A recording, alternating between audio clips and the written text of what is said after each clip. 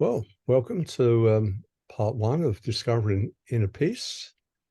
And just rearrange my screen a little bit. Say goodbye to my wife. Good, that's good. So, Willkommen im Workshop Inneren Frieden. so as usual, we'll be doing work from the course. We'll be doing exercises and taking questions and sharing.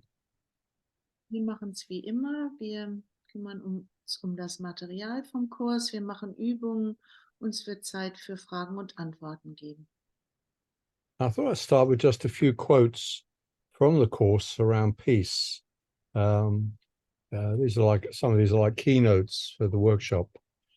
We start in the workbook, page 391, lesson 205. Michael möchte erstmal mit ein paar Zitaten anfangen, die er wichtig findet. Das sind sozusagen die Kernbegriffe unseres Kurses heute. Und das erste ist aus der Lektion 205, Seite 391. The peace of God is everything I want.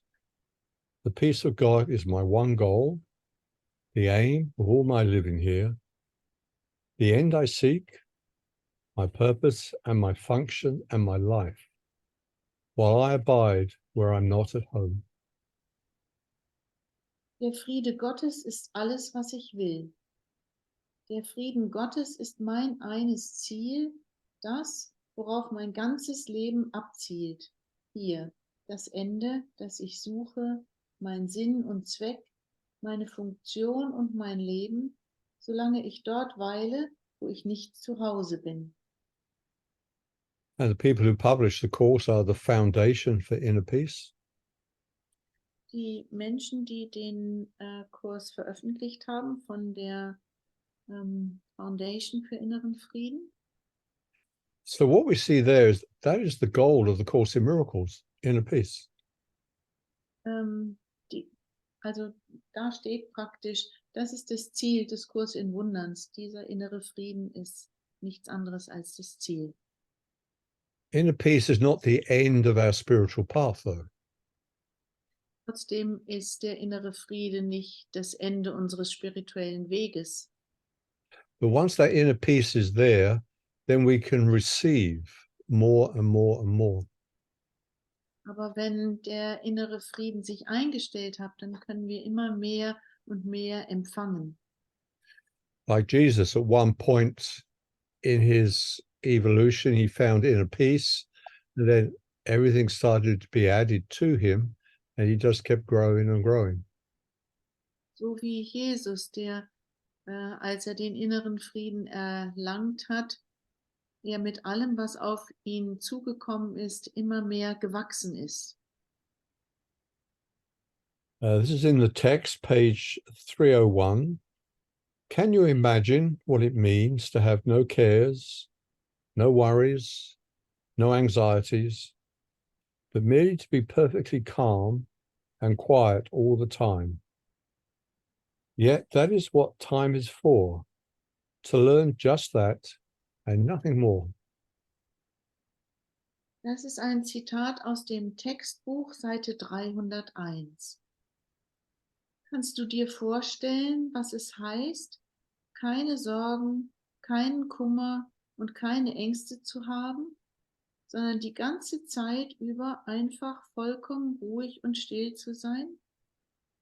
Doch genau dafür ist die Zeit da, um das zu lernen und sonst nichts.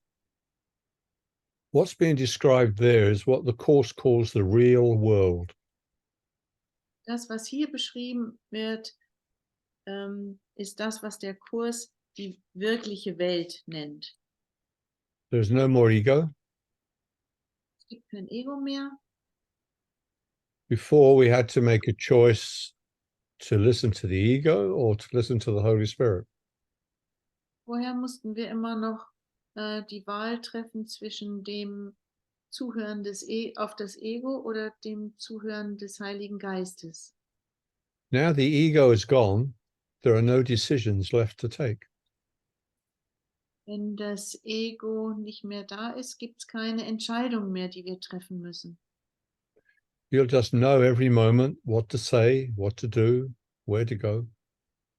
Jeden Moment wissen wir dann zutiefst, was wir sagen müssen, was wir tun müssen und wohin wir gehen sollen.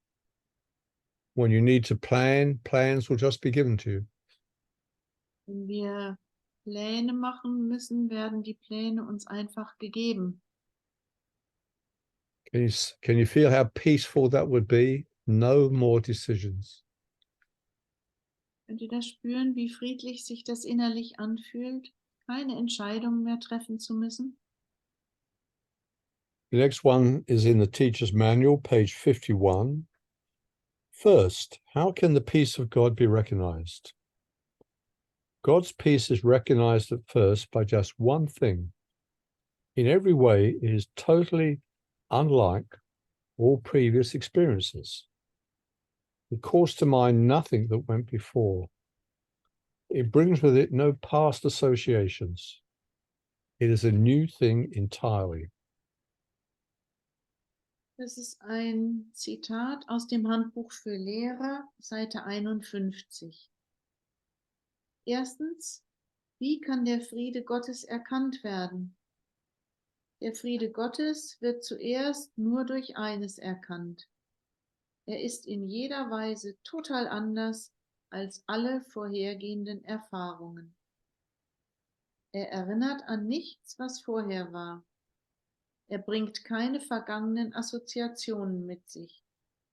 Er ist etwas völlig Neues. In this world, when we refer to peace, there's often a peace between two conflicts, two wars, two arguments. Wenn wir uns in unserer Welt mit dem Frieden beschäftigen, dann gucken wir immer auf die Konflikte zwischen zwei Menschen, zwischen zwei kriegerischen Positionen. This is what the Course means by the peace that passes understanding. Peace that?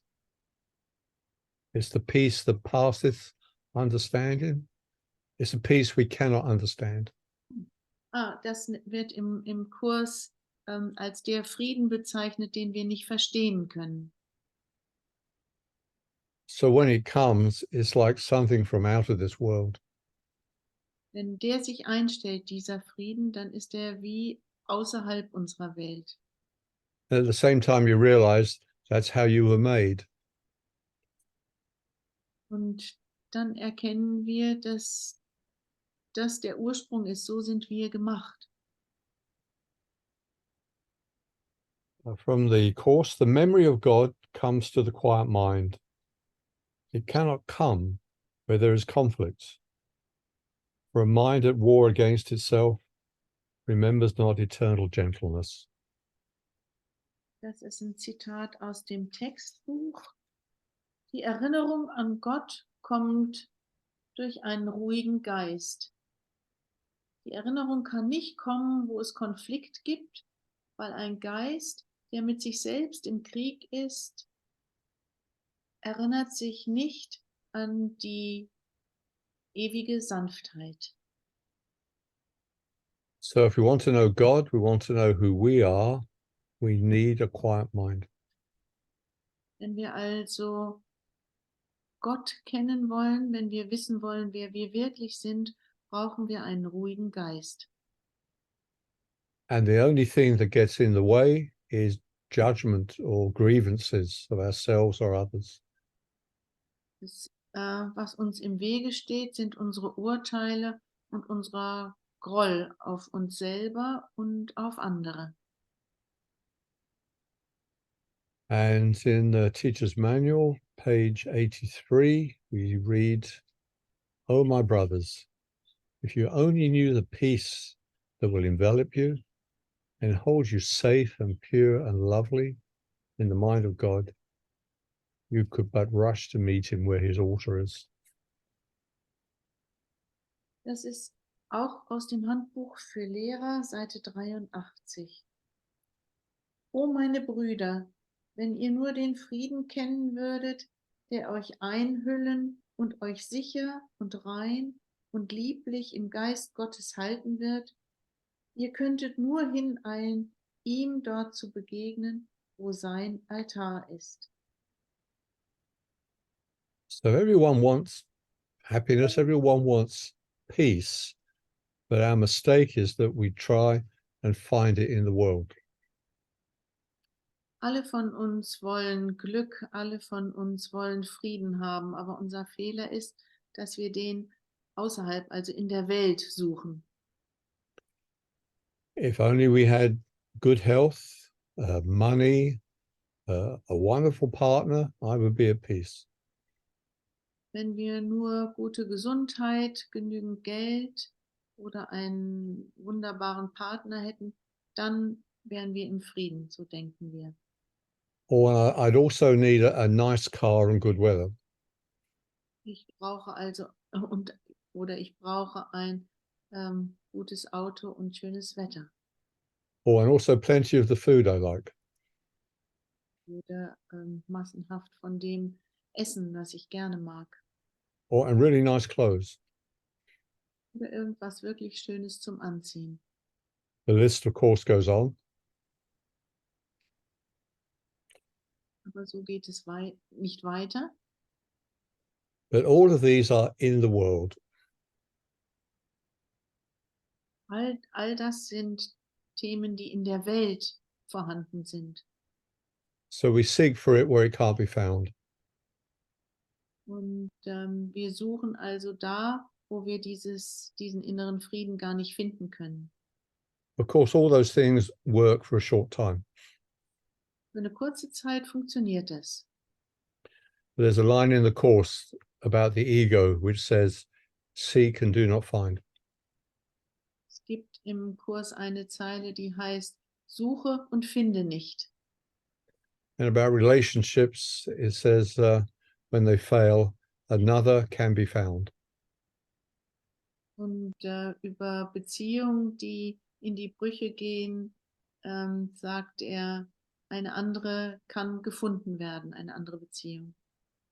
And that's why we don't have many young people on these workshops. Deshalb gibt es nicht so viele junge Menschen bei unseren Workshops hier. They're all convinced that they'll find happiness and peace in the world. Sie sind überzeugt davon, dass sie Glück und Frieden in der äußeren Welt finden. Someone says the happiness of youth does not lie in what they're doing, but what they hope to do. Jemand hat mal gesagt, das Glück der Jugend liegt nicht darin, in dem, was sie tun, sondern in dem, was sie hoffen, dass sie noch tun können. I'm so excited because I can become rich and successful and have a wonderful partner in the future. Ich bin so aufgeregt, weil ich weil ich in der Zukunft eine wundervolle Arbeit finden werde und einen wundervollen Partner finden werde. And when you're about in your 40s, you often go through a midlife crisis. Wenn wir in der Mitte unserer 40er Jahre sind, gehen wir oft durch eine Midlife-Crisis, durch eine Krise. You've tried it all, you may have been successful, but you're still not happy and peaceful. Wir haben alles ausprobiert, wir haben auch Erfolg gehabt, aber wir sind immer noch nicht glücklich. You might find with men, they start buying sports cars and doing them up, or getting a fast motorbike and going back into their youth and trying again. Männer machen es vielleicht so, dass sie sich einen neuen Sportwagen kaufen oder ein schnelles Motorrad und so nochmal ihre Jugend herholen. What do women do in their midlife crisis? Can anyone tell me? Also, was machen Frauen in ihrer Midlife-Krise? Könnt ihr das sagen? Change their husbands, or I mean, what happens? Was passiert? Perhaps women don't have midlife crisis, just poor men, you know. Okay, that's some homework you can write to me on a postcard. just Das trying to ist eure learn here, you know. Handarbeit. Ihr schreibt mir It's very eine easy to see it in men. Aufgabe. Very easy Sorry? to. It's very easy to see a midlife crisis in a man. What he does, you know, with his cars and motorbikes, and off he goes again. Bei Männern ist es ganz einfach zu sehen mit neuen Autos und Motorrädern. Okay, there's a lesson in the workbook, page 192, and we could use it as a little meditation. I could read the lines and pause, and you can contemplate it. Es gibt eine Zeile im Übungsbuch in Lektion 107, die ist wie eine Meditation. Und Michael sagt, wir können sie nehmen als Meditation. Er liest sie immer stückweise vor und macht dann eine Pause. Okay, so I'll read a bit and pause. Er liest ein Stück und macht dann eine kleine Pause. Can you imagine what a state of mind without illusions is? How would it feel? Try to remember when there was a time, perhaps a minute, maybe even less, when nothing came to interrupt your peace, when you were certain you were loved and safe. Kannst du dir vorstellen, was ein Geisteszustand ohne Illusionen ist? Wie er sich anfühlen würde? Versuche dich an eine Zeit zu erinnern, vielleicht war es nur eine Minute oder weniger, als nichts kam, um deinen Frieden zu stören, als du gewiss warst, geliebt zu werden und in Sicherheit zu sein.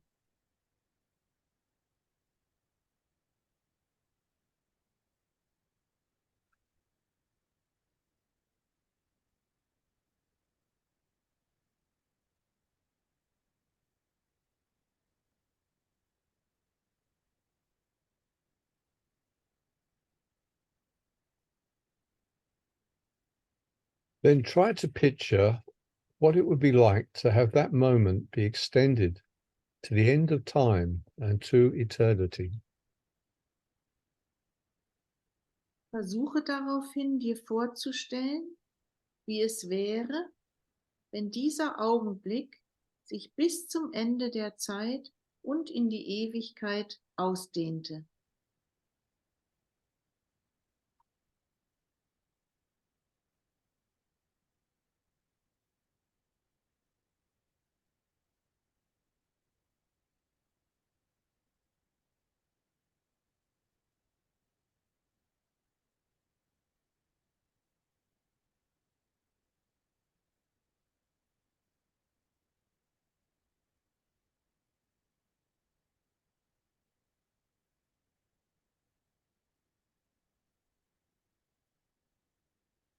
Then let the sense of quiet that you felt be multiplied 100 times and then be multiplied another 100 more. Lass darauf das Gefühl der Ruhe, das du spürtest, 100-mal vervielfacht werden und dann nochmals weitere 100-mal.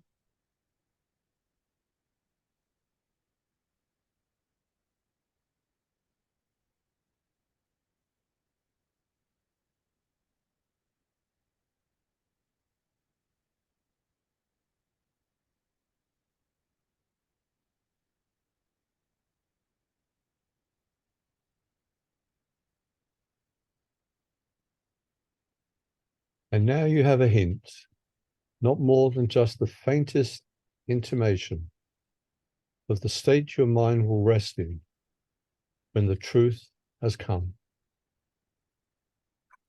Jetzt hast du eine kleine Ahnung, nicht mehr als nur die schwächste Andeutung des Zustands, in dem dein Geist ruhen wird, wenn die Wahrheit gekommen ist.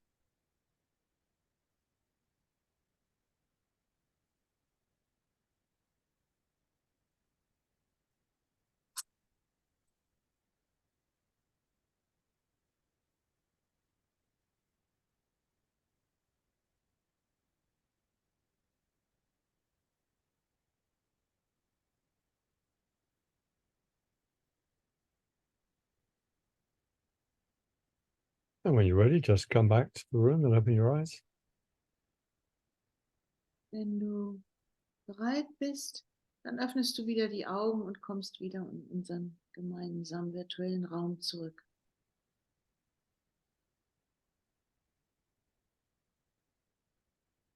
So that is what is promised to us if we fulfill our function of forgiveness. Das ist es, was uns versprochen wird, wenn wir unsere Vergebungsarbeit machen. It's so big, so huge, we can't actually imagine it. Das ist so groß, das ist so weit, dass wir uns das gar nicht vorstellen können. It's how we were created. So sind wir geschaffen worden. And we haven't lost it. Und wir haben es nicht verloren. We've just covered it over with our ego pursuits. Wir haben diesen Zustand einfach mit unseren Ego-Zuständen zugedeckt. There's a lesson in the course that says, the world I see holds nothing that I want. Es gibt eine Lektion im Kurs, die besagt, die Welt, an der ich festhalte, hat nichts, was ich eigentlich haben möchte. We just choose something to do because that will be our forgiveness path. Wir tun nur die Dinge, weil wir wissen, das ist unser Weg der Vergebung. Does anyone want to share anything from that exercise or have a question they want to ask? Möchte jemand was von dieser Übung sagen oder gibt es eine Frage, die ihr stellen möchtet?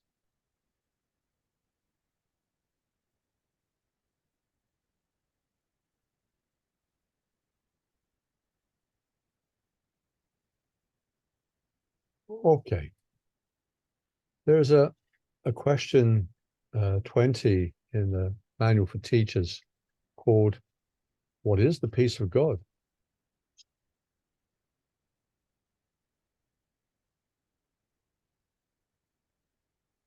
Es gibt eine Frage im Handbuch für Lehrer. Was ist der Frieden Gottes? And then that's going to be followed by, where is it found? Und es kann gefolgt werden von der Frage, und wo kann ich ihn finden? So this is paragraph 2. First, how can the peace of God be recognized? God's peace is recognized at first by just one thing. In every way, it's totally unlike all previous experiences.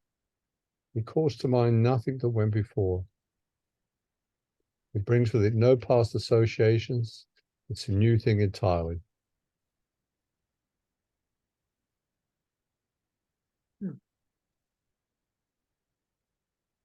I'm sorry. Question 20 in the manual. And it might be paragraph 2. Ja. Das ist im Handbuch für Lehrer, da waren wir eben schon mal, Seite 51. Erstens, wie kann der Friede Gottes erkannt werden? Der Friede Gottes wird zuerst nur durch eines erkannt. Er ist in jeder Weise total anders als alle vorhergehenden Erfahrungen. Er erinnert an nichts, was vorher war. Er bringt keine vergangenen Assoziationen mit sich. Er ist etwas völlig Neues. Sometimes when people are new to the course and we talk about peace, they say, heaven sounds boring. Manchmal sagen Leute, die neu sich mit dem Kurs in Wundern befassen, der Himmel ist langweilig. Which means they have no idea what peace is. Was so viel bedeutet, dass sie nicht den leisesten Schimmer haben, was es bedeutet, was Frieden bedeutet. When they stop some activity, they might feel bored. Wenn sie aufhören, aktiv zu sein, dann sind sie gelangweilt. It continues. How is this quiet found? No one can fail to find it who but seeks out its conditions. God's peace can never come where anger is, for anger must deny that peace exists. Wie wird diese Stille gefunden? Niemand, der wirklich nach ihren Bedingungen sucht, kann darin versagen, sie zu finden. Der Friede Gottes kann niemals dorthin kommen, wo Ärger ist, denn Ärger muss verleugnen, dass Frieden existiert. Now, some people try and get around this and say, but there is justified anger. Manche Leute wollen dieses Thema so umgehen, dass sie sagen, aber es gibt doch berechtigten Ärger. Sometimes they refer to the Bible where Jesus entered the temple and knocked over the table of the money changers. Und sie beziehen sich auf die Bibel, wo Jesus den Tisch mit dem Geld von denen, die das eingesammelt haben, umgeschmissen hat. Jesus is coming through a number of channels these days, and he does explain some of these things. In dieser Zeit wird Jesus von einigen gechannelt und in diesen Channelings erläutert er ein bisschen dazu. One that particularly impresses me is a woman called Tina Sporting. Eine Frau, die sagt, Michael ihn sehr beeindruckt, ist Tina Spalding. And she channels Jesus and others. Sie channelt Jesus und andere auch. His reply was that he was not angry. He was just teaching in bold strokes. Does that translate easily? Jesus hat da gesagt, er war nicht ärgerlich, sondern er hat sozusagen mit den Methoden gelehrt, die wir damals verstanden haben. He wanted to make an impression, Er wollte Eindruck machen. and he certainly did. Und das hat er sicherlich getan. Then some people will say he was obviously angry, so I can be angry in certain conditions. Aber wir Menschen sagen, er war ärgerlich, deswegen darf ich zu bestimmten Bedingungen auch ärgerlich sein. But the Course says, it never says don't be angry. Der Kurs sagt ja nicht, wir sollen nicht ärgerlich sein. And anger is not a sin because there are no sins. Und Ärger ist keine Sünde, weil Sünde gibt es nicht. So the question 20 continues, who sees anger as justified in any way or in any circumstance proclaims that peace is meaningless and must believe that it cannot exist. In this condition, peace cannot be found. Therefore, forgiveness is the necessary condition for finding the peace of God. More than this, given forgiveness, there must be peace. Das Zitat geht weiter. Wer Ärger in irgendeiner Weise oder unter irgendwelchen Umständen als gerechtfertigt sieht, verkündet, dass Friede bedeutungslos ist und muss glauben, dass er nicht existieren kann. In diesem Zustand kann der Friede nicht gefunden werden. Daher ist die Vergebung die notwendige Bedingung, um den Frieden Gottes zu finden. Mehr als das, wenn Vergebung da ist, muss Friede da sein. So the Course is saying it's okay to be angry, but don't try and justify it or you'll lose the lesson. Der Kurs sagt also, es ist in Ordnung, ärgerlich zu sein, aber versuch nicht, den Ärger zu begründen, sonst geht dir die Lektion verloren. Remember in the Bible, when he was being crucified, he would say, forgive them, Father, they know not what they do. In der Bibel, als es um seine Kreuzigung geht, hat er gesagt, vergib ihnen, Vater, denn sie wissen nicht, was sie tun. And during our 3 years of COVID and jabs and being locked up, amongst a lot of us, there would become anger at how we were treated. Nach diesen Jahren von Covid, mit dem, dass wir eingeschlossen waren und uns nicht frei bewegen durften, ist bei vielen von uns Ärger aufgetaucht. We can see how hard it is to be at peace and forgive them, Father, and they know not what they do. Da geht es darum zu sagen, zu sehen, wie schwierig das ist, im Frieden zu bleiben und zu sagen, vergib ihnen, Vater, denn sie wissen nicht, was sie tun. But unless we do, we will not know the kingdom of heaven. Aber wenn wir nicht vergeben, werden wir das Königreich des Himmels nicht finden. The manual continues, forgive the world, and you will understand that everything that God created cannot have an end, and nothing he did not create is real. In this one sentence is our course explained. In this one sentence is our practicing given its one direction.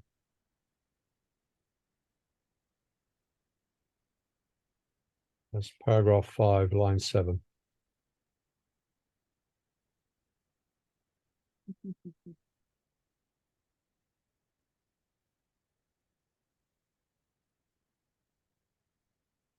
Also das geht weiter auf Seite 51. Ich bin mir nicht sicher, ob ich das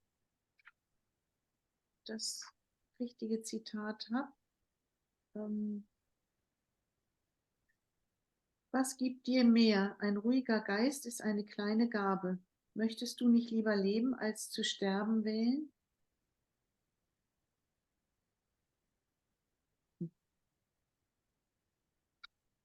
Can't find it? I could just talk about it if you like. Ja, would be better. Okay. Ich hab What it's saying there is that what God created is eternal. Was hier gesagt wird, ist, dass das, was Gott geschaffen hat, ewig ist. Has no beginning and no end. Da gibt es keinen Anfang und kein Ende. That's what it means on page 1 of the text when it says nothing real can be threatened. Das bedeutet dieser Satz im Textbuch. Nichts Wirkliches kann bedroht werden. And then in the manual it says nothing that he did not create is real. If he didn't make it, it's not real. Und im Handbuch heißt es, alles, was Gott gemacht hat, ist nicht real. So who we really are is eternal, formless spirit. Wer wir also wirklich sind, sind ewiger, formloser Geist. And anything that's born, like a human or a star, is not actually real. Alles, was geboren wird, ist also nicht wirklich ein menschliches Wesen oder ein Stern. And God didn't create it. Gott hat es nicht geschaffen. At the end of our forgiveness lesson, we will know that. Am Ende unserer Vergebungslektion werden wir das wissen. So the only purpose of this world is a classroom of forgiveness. Die einzige Aufgabe unserer Welt ist also ein Klassenzimmer der Vergebung. So you choose a classroom. You might be a teacher, a doctor. Wir suchen uns also das Klassenzimmer aus. Wir werden vielleicht Lehrer oder Arzt, Translator. Übersetzer. And on those paths, you have the chance to learn forgiveness. Und auf diesem Weg haben wir die Möglichkeit, Vergebung zu lernen. One of the most powerful paths is being a mother. Einer der kraftvollsten Wege ist der, Mutter zu sein. Forgiveness lessons from morning to night. Vergebungslektionen von morgen bis zum Abend. Being a mother could be a rocket ship to enlightenment. Eine Mutter zu sein kann eine Rakete zur Erleuchtung werden. Or to victimhood.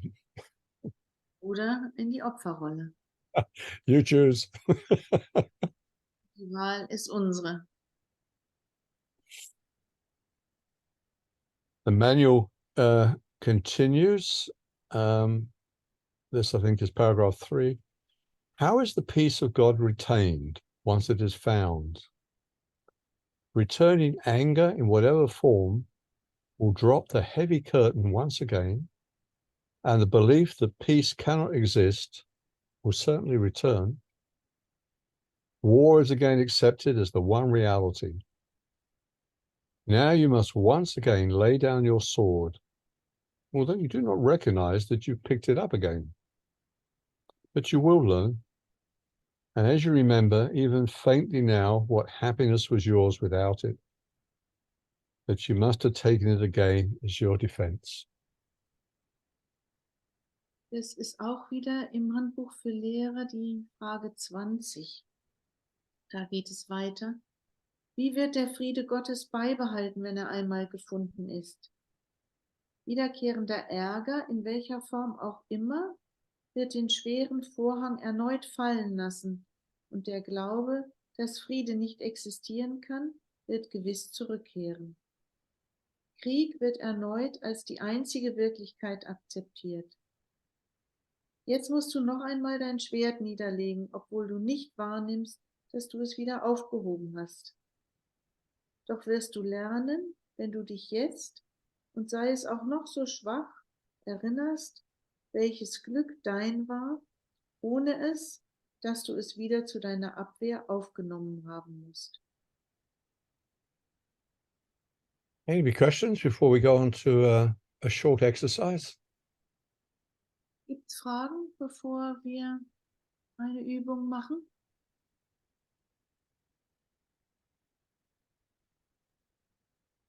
Also ich habe dir jetzt gerade zugehört und du redest davon, dass wenn man in den Frieden Gottes gekommen ist oder für einen kurzen Moment, dass es dann sein kann, dass man wieder zurückfällt in den Ärger.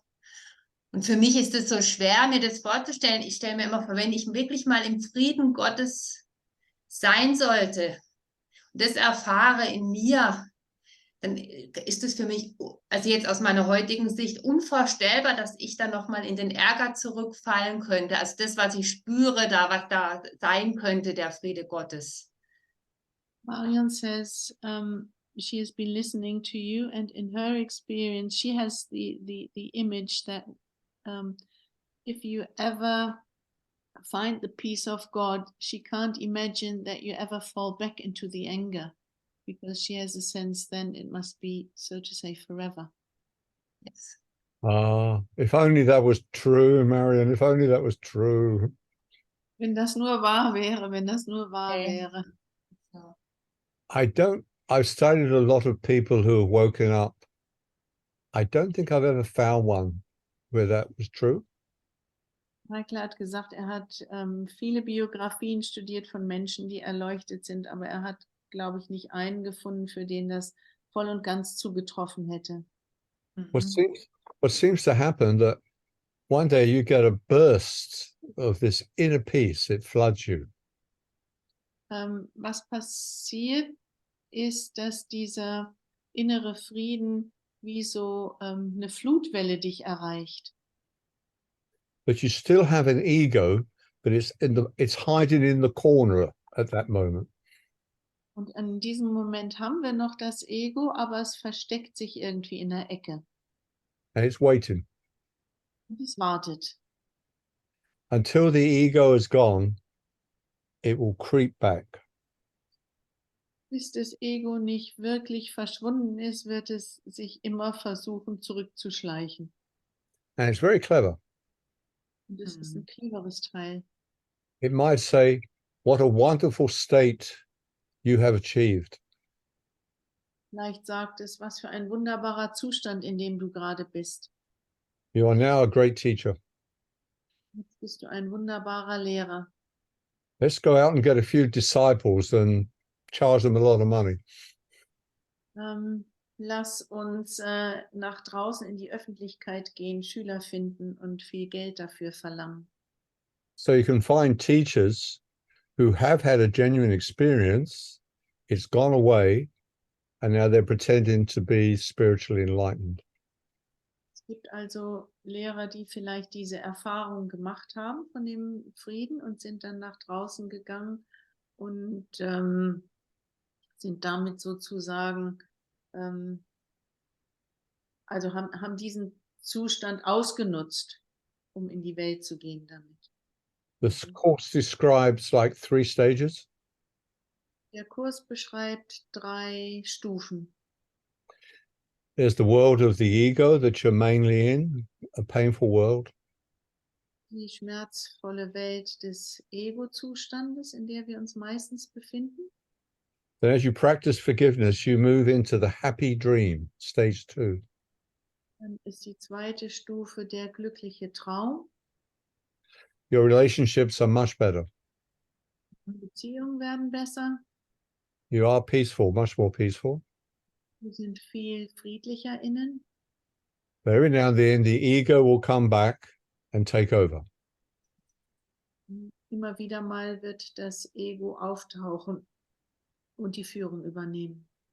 Then after a long time, you enter the real world. Dann nach einer langen Zeit trittst du in die wahre Welt, in die wirkliche Welt ein. That's the death of the ego. Das ist der Tod des Egos. Then the peace stays. Und dann bleibt der Frieden bei dir.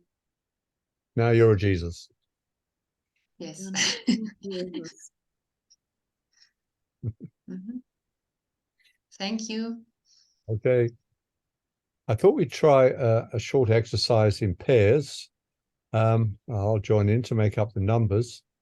It's very simple, and on the chat, I've actually put the instructions. And what will happen, we'll go into separate rooms. And then Michael sagt, er möchte gerne eine kleine Übung machen. In den Chat hat er reingeschrieben, hat er die Anleitung reingeschrieben. Und dann wird er uns in Räume aufteilen. Er ist dabei, weil wir we choose A and B. Wir wählen, wer A und wer B ist. And then A will ask a question. Und dann wird A eine Frage stellen. What do you value? Was schätzest du wert? A, you just listen to B's answer. Und A hört nur zu, was B antwortet. When B stops answering, you ask the same question. What do you value?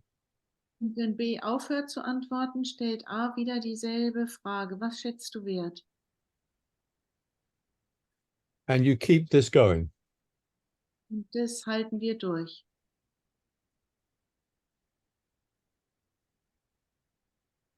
After about 4 minutes, you stop and you ask a second question. What will bring you lasting peace? Und nach ungefähr 4 Minuten hältst du inne und stellst als A eine erneute Frage. Was wird dir immerwährenden Frieden bringen? So for about 4 minutes, what do you value? And listen to the answer. 4 Minuten lang, was schätzt du wert? Und du hörst zu, was B antwortet. Nothing else. Nichts anderes. And after 4 or 5 minutes, just ask the one question. What will bring you that lasting peace? Und dann stellst du nach diesen 4 Minuten diese eine Frage, was bringt dir immerwährenden Frieden? You So put this question only once? just once at the end. Und diese Frage stellt man nur einmal am Ende. And then at 5 minutes, someone keeps time, you swap over. Und eine guckt auf die Uhr und nach 5 Minuten wechselt ihr die Partner. And then I'll send a signal that your room will close in 2 minutes and you can then just chat together for 2 minutes.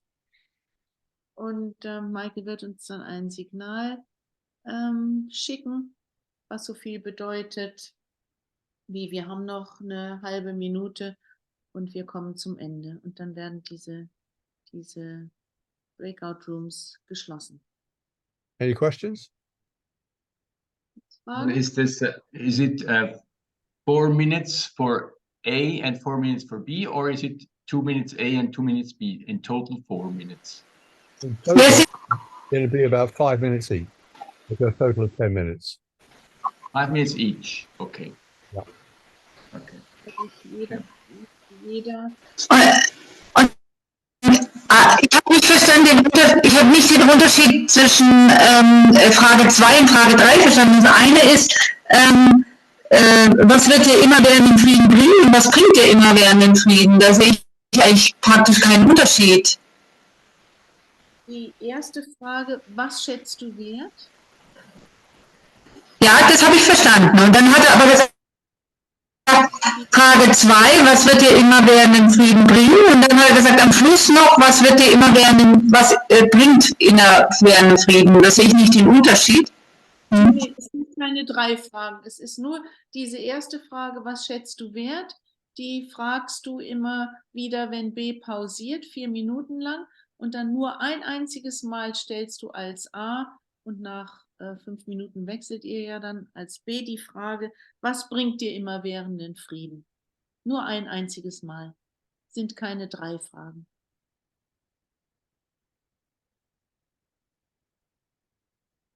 Is that okay? All clear? Hast du verstanden, Malu?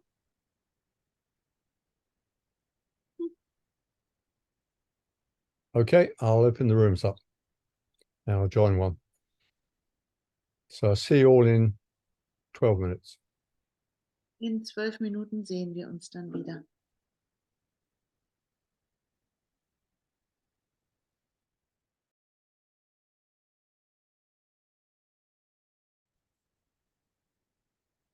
Welcome back from the exercise. Does anyone want to share anything from the exercise? I'm going to mute. There's a funny noise going on. And then everyone's muted. So if anyone wants to share, they just have to click their microphone now.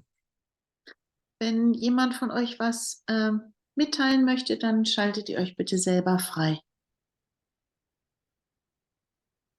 Anyone found the secret of peace? Hat irgendjemand das Geheimnis des Friedens gefunden?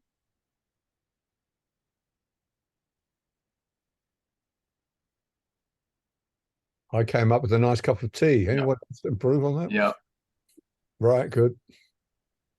ja, ich finde es einfach eindrücklich an meinem eigenen Beispiel, wie sehr ich an diesen weltlichen, sich laufend verändernden Dingen eigentlich mich von Glück zu Glücksmoment zu bewegen versuche und aus diesem inneren Frieden so natürlich die ganze Zeit rausfalle. Und ich finde es spannend, solche Übungen, um dieses Bewusstsein zu schärfen dafür, und bin dankbar für diesen Austausch. Ich finde das sehr wertvoll. Danke vielmals. Auch Christiane. Magst du dich selbst übersetzen, Thomas?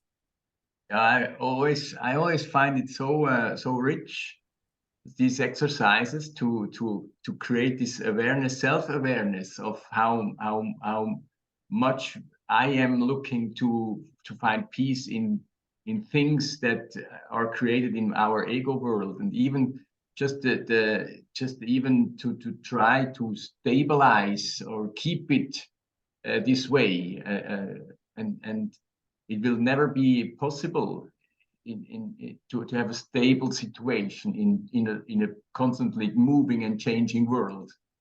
So it is so, in these moments of such exercises, it's so obvious that I'm looking to the wrong side to find this inner, or to find this stable inner peace. And I'm very thankful for this exercise, this moment exercise. You remind me of that lesson we talked about. The world I see holds nothing that I want. And then the next lesson is, beyond this world, there is a world I want. Ja, Das exakt. erinnert mich an die Lektion, die sagt, nichts von dieser Welt interessiert mich, und die nächste Lektion heißt, außerhalb dieser Welt liegt alles, was ich möchte. And when I listen to other channelings from Jesus, he says you spend so many lives, life after life after life, looking for it outside yourself. Michael sagt, er hat sich viele Channelings, wo Jesus durchkam, angehört und er sagt immer wieder, wir haben so viele Leben und nochmal Leben und nochmal Leben damit verbracht, in der äußeren Welt nach Frieden zu suchen. I think it was Eckhart Tolle making a joke about on our gravestone is written, I didn't have enough time. Ich glaube, Eckhart Tolle hat den Witz gemacht, dass auf unserem Grabstein stehen wird, ich hatte nicht genug Zeit. Anybody else? Noch jemand?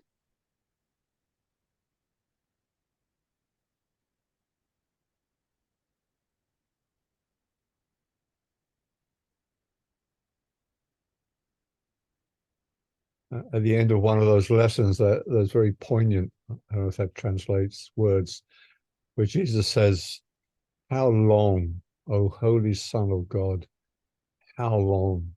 Will you come home today? How long? Am Ende von einer Lektion, da ist es sehr deutlich aufgeführt, da steht, wie lang willst du noch brauchen, um nach Hause zu kommen, oh Gott, wie lang? And we reply, tomorrow. Und wir sagen, morgen. Just got a few things to finish off today. Du musst heute noch ein bisschen was fertig machen. Oh, it reminds me of an experience I had. We have a nice lake here. And you can Michael erinnert an eine Erfahrung. Da, wo er wohnt in Australien, haben sie einen schönen See. and you can easily get lost on my island. You can't or you can. You can. Und er sagt, auf seiner Insel kann man schnell verloren gehen. But I found an app for my iPhone where you could walk away and it would give you an arrow telling you how to come back. Und er hat gesagt, Michael sagt, er hat eine App gefunden, die ihm anzeigt mit einem Pfeil, wie er wieder zurückkommt. Like a built-in Holy Spirit. You what? It was a built-in Holy Spirit in my iPhone. Tells me how to come back. Und er sagt, das war ein Angebot vom Heiligen Geist, das es in sein iPhone eingebaut hat, diesen Pfeil nach Hause zu kommen. And you didn't need Wi-Fi. It worked from the satellites. Und man braucht kein WLAN dafür, sondern das ist über Satelliten funktioniert das. So I was excited to test it. Und Michael sagt, er war aufgeregt, er wollte es ausprobieren. I was walking for about 10 minutes and it was working so well. 10 Minuten bin ich gelaufen, es hat wunderbar funktioniert. I just had one more minute, Ich hatte noch eine weitere Minute, finish the test. um den Test zu beenden. And this mystical state came upon me. Und ich bin in einen mystischen Zustand verfallen. Can't describe it, but it was beautiful and powerful. Ich kann es nicht richtig beschreiben, aber es war wunderschön und ziemlich kraftvoll. At the same time, I had this fascinating app on my iPhone and 1 minute more for the test. Und gleichzeitig hatte ich diese wundervolle App auf meinem iPhone und noch eine Minute übrig für diesen Test. So I said, I will finish the test and then sit down and experience this. Und dann habe ich zu mir gesagt, ich mache dieses Experiment am iPhone fertig und dann setze ich mich hin und gehe in diese wundervolle innere Erfahrung. So in this altered state, I went 1 more minute, sat down, and the state disappeared. In diesem erweiterten Bewusstseinszustand habe ich sozusagen um eine weitere Minute gehandelt und als ich mich dann hingesetzt habe, war er weg, dieser Zustand. But I proved that the app worked. Aber ich habe bewiesen, dass die App funktioniert hat. I just lost the kingdom of heaven. Ich habe einfach das Königreich des Himmels nicht bekommen. Now, it may have just dissipated in 1 minute anyway. Vielleicht wäre es in einer Minute sowieso verschwunden. So the following day, I drove back to that spot. Am nächsten Tag bin ich also wieder zurückgefahren zu diesem Punkt, wo ich war, Without my phone. ohne mein iPhone. And I walked in that direction for 10 minutes Und ich bin 10 Minuten in die Richtung gegangen and nothing happened. und nichts ist passiert. I'll never know if, what would have happened if I sat down immediately. But I said, heaven must wait. The app must be proved. Ich werde nie erfahren, was passiert wäre, wenn ich mich nicht um die App gekümmert habe. Aber ich habe bewiesen, dass die App funktioniert. How long, oh holy Son of God, how long? Wie lange, o heiliger Sohn Gottes, wie lange? How Anyone- nice you're still with us, Michael. Yeah, I could have just gone to heaven, ascended. Weil Anyone gesagt, er hätte auch else gleich, Anyone else want to share on this? Michael hat gesagt, er hätte auch genauso gut nicht mehr da sein können. Von daher hat es auch seinen Vorteil.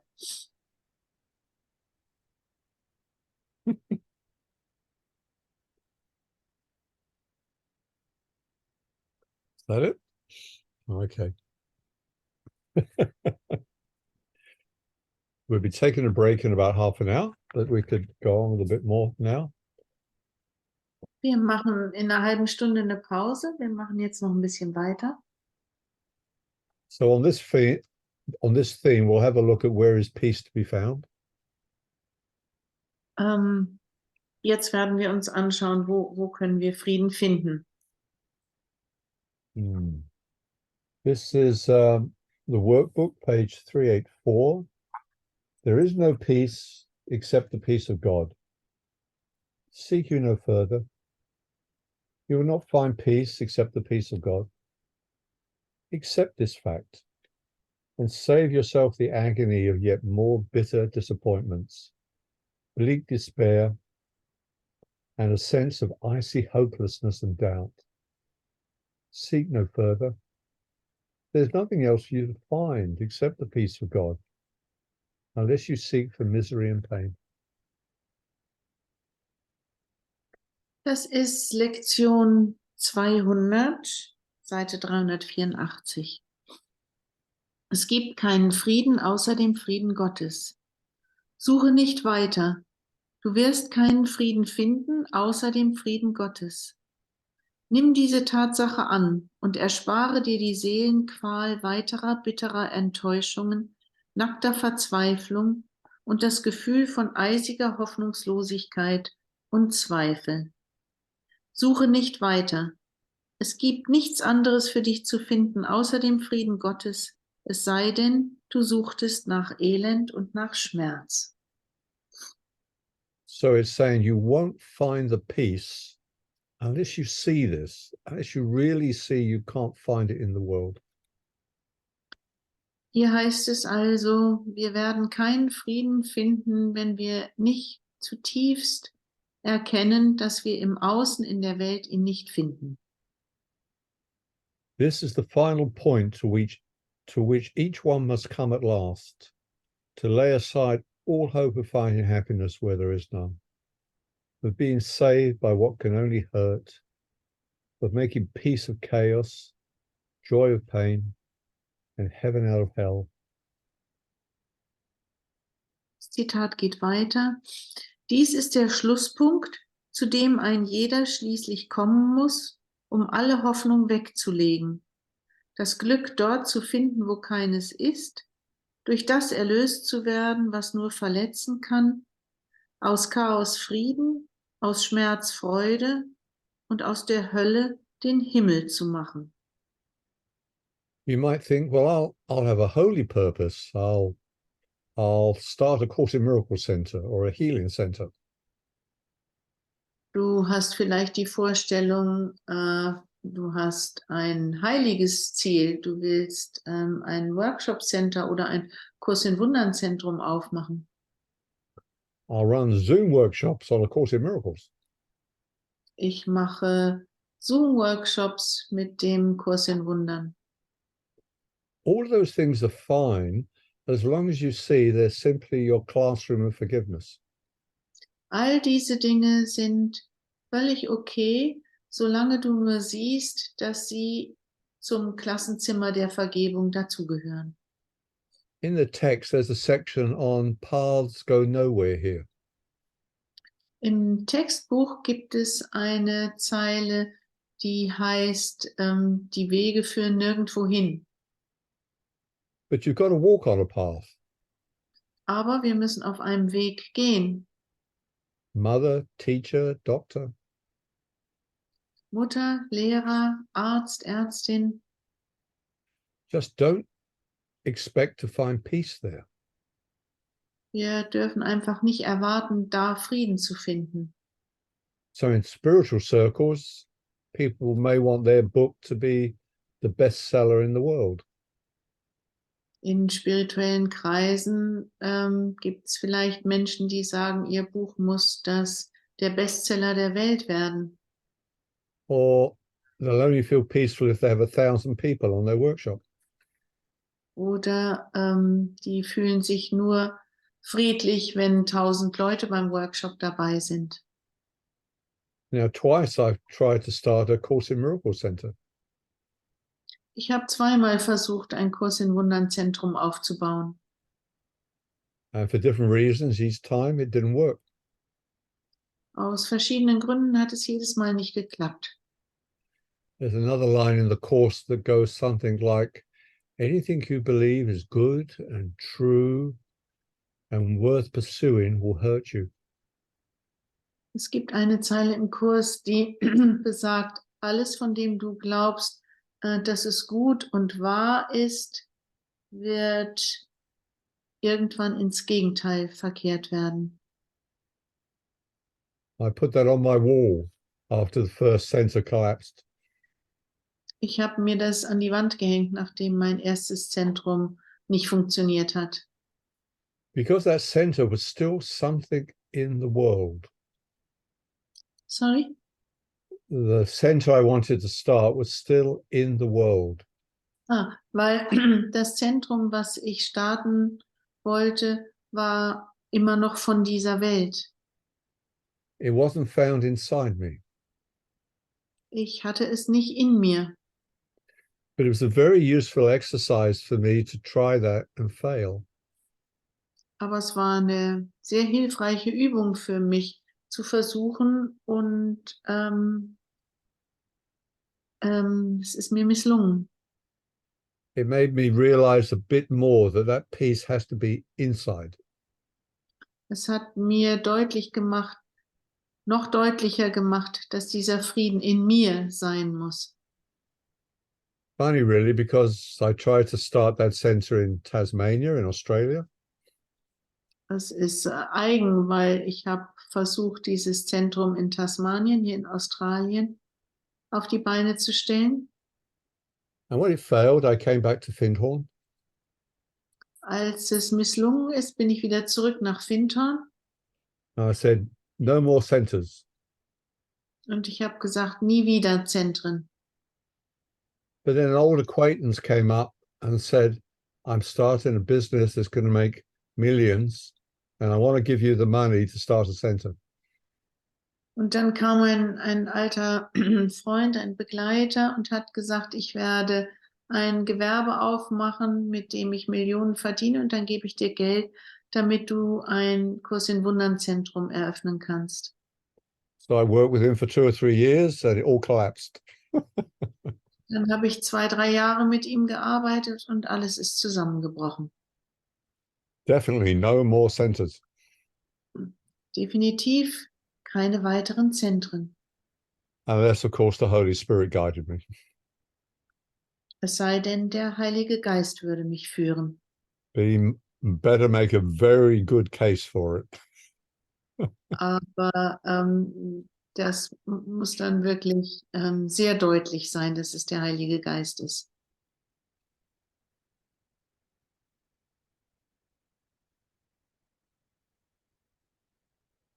Workbook 348. I want the peace of God. To say these words is nothing, but to mean these words is everything. If you could but mean them for just an instant, there would be no further sorrow possible for you in any form, in any place or time.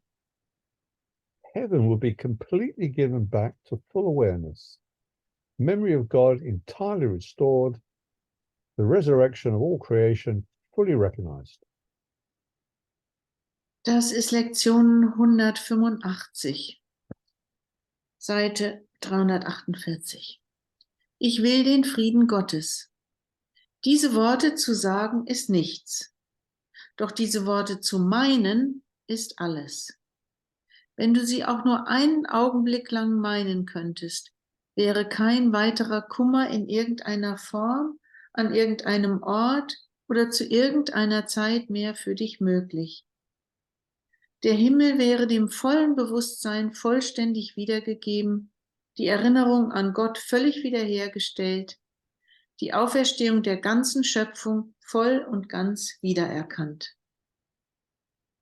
Many have said these words, but few indeed have meant them. You have but to look upon the world you see around you to be sure how very few they are. Viele haben diese Worte gesagt, doch wenige für wahr haben sie gemeint. Du brauchst nur auf die Welt zu schauen, die du um dich herum siehst, um dich davon zu überzeugen, wie wenige es sind. Look at what was just said there. If you really, really meant it, it would be given to you instantly. Schauen wir uns an, was hier gesagt hat. Wenn wir es wirklich, wirklich meinen, dann wird uns dieser innere Frieden auf der Stelle gegeben werden. Elsewhere in the course it says, do you want to awaken? Then desire it above all else. An einer anderen Stelle im Kurs heißt es, du möchtest erwachen, dann musst du dir das vor allem anderen wünschen. Every moment we're being given exactly what we think about and concentrate on. Alles wird uns gegeben werden, egal worauf wir uns konzentrieren oder woran wir denken. So we're talking about laws of manifestation here, creation. Hier sprechen wir von den Gesetzen der Manifestierung. And the best one I heard was very simple. It just said, what you think about a lot and focus on a lot and charge with energy like love or hate, you will draw it to you, whether you want it or not.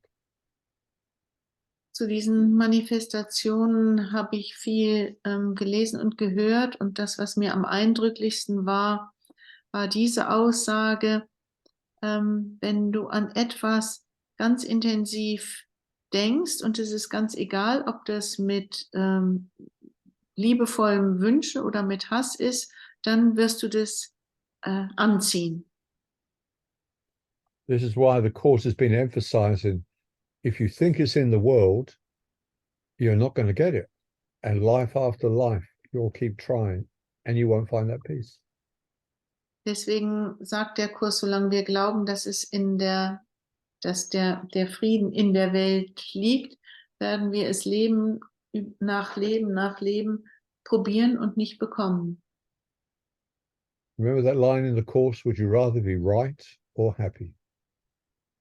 Gibt eine Zeile im Kurs, möchtest du lieber Recht haben oder glücklich sein? Right, it's in the world, give me enough lives, I'll find it.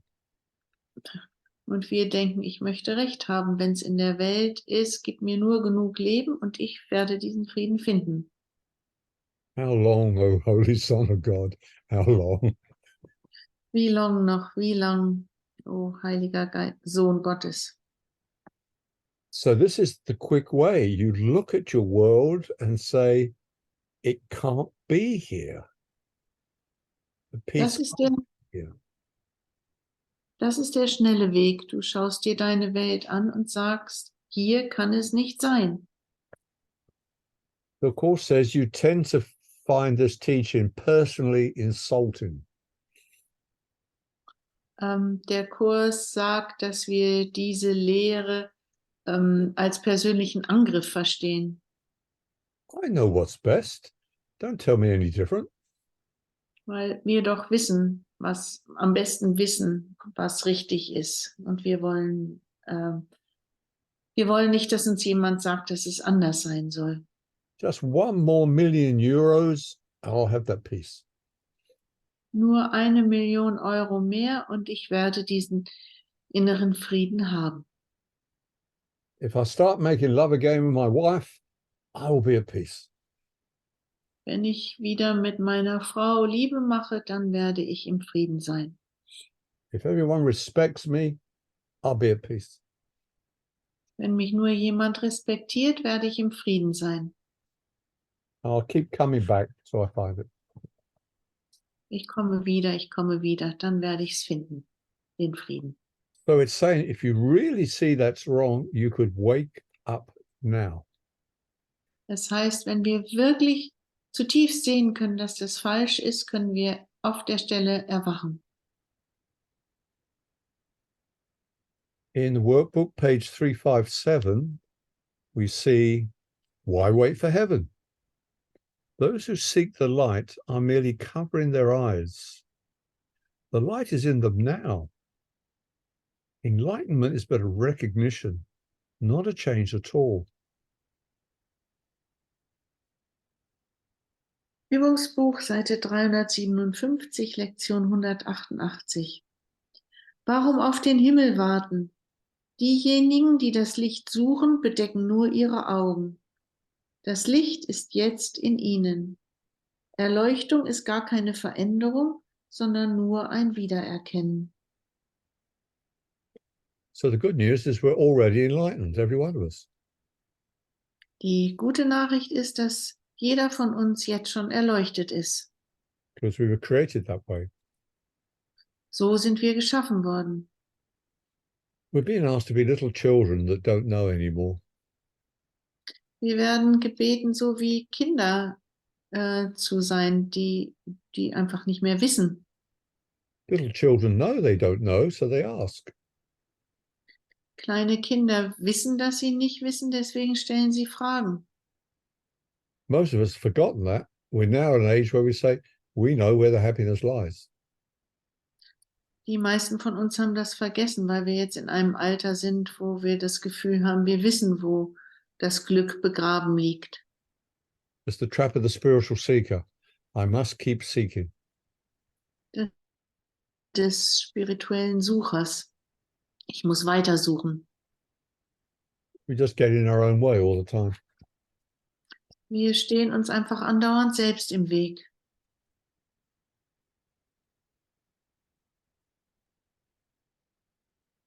So, any questions? Gibt's Fragen?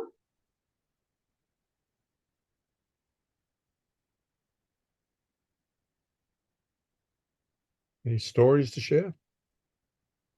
Geschichten, die ihr teilen möchtet? Insights that you've got? Einsichten?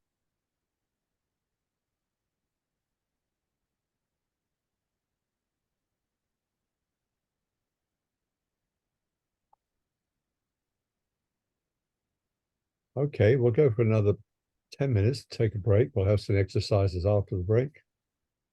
There is a section in chapter 19 of the text that gives the obstacles to peace. Im Textbuch gibt es eine Stelle, die sich mit den Hindernissen Page 242. Page what? 242.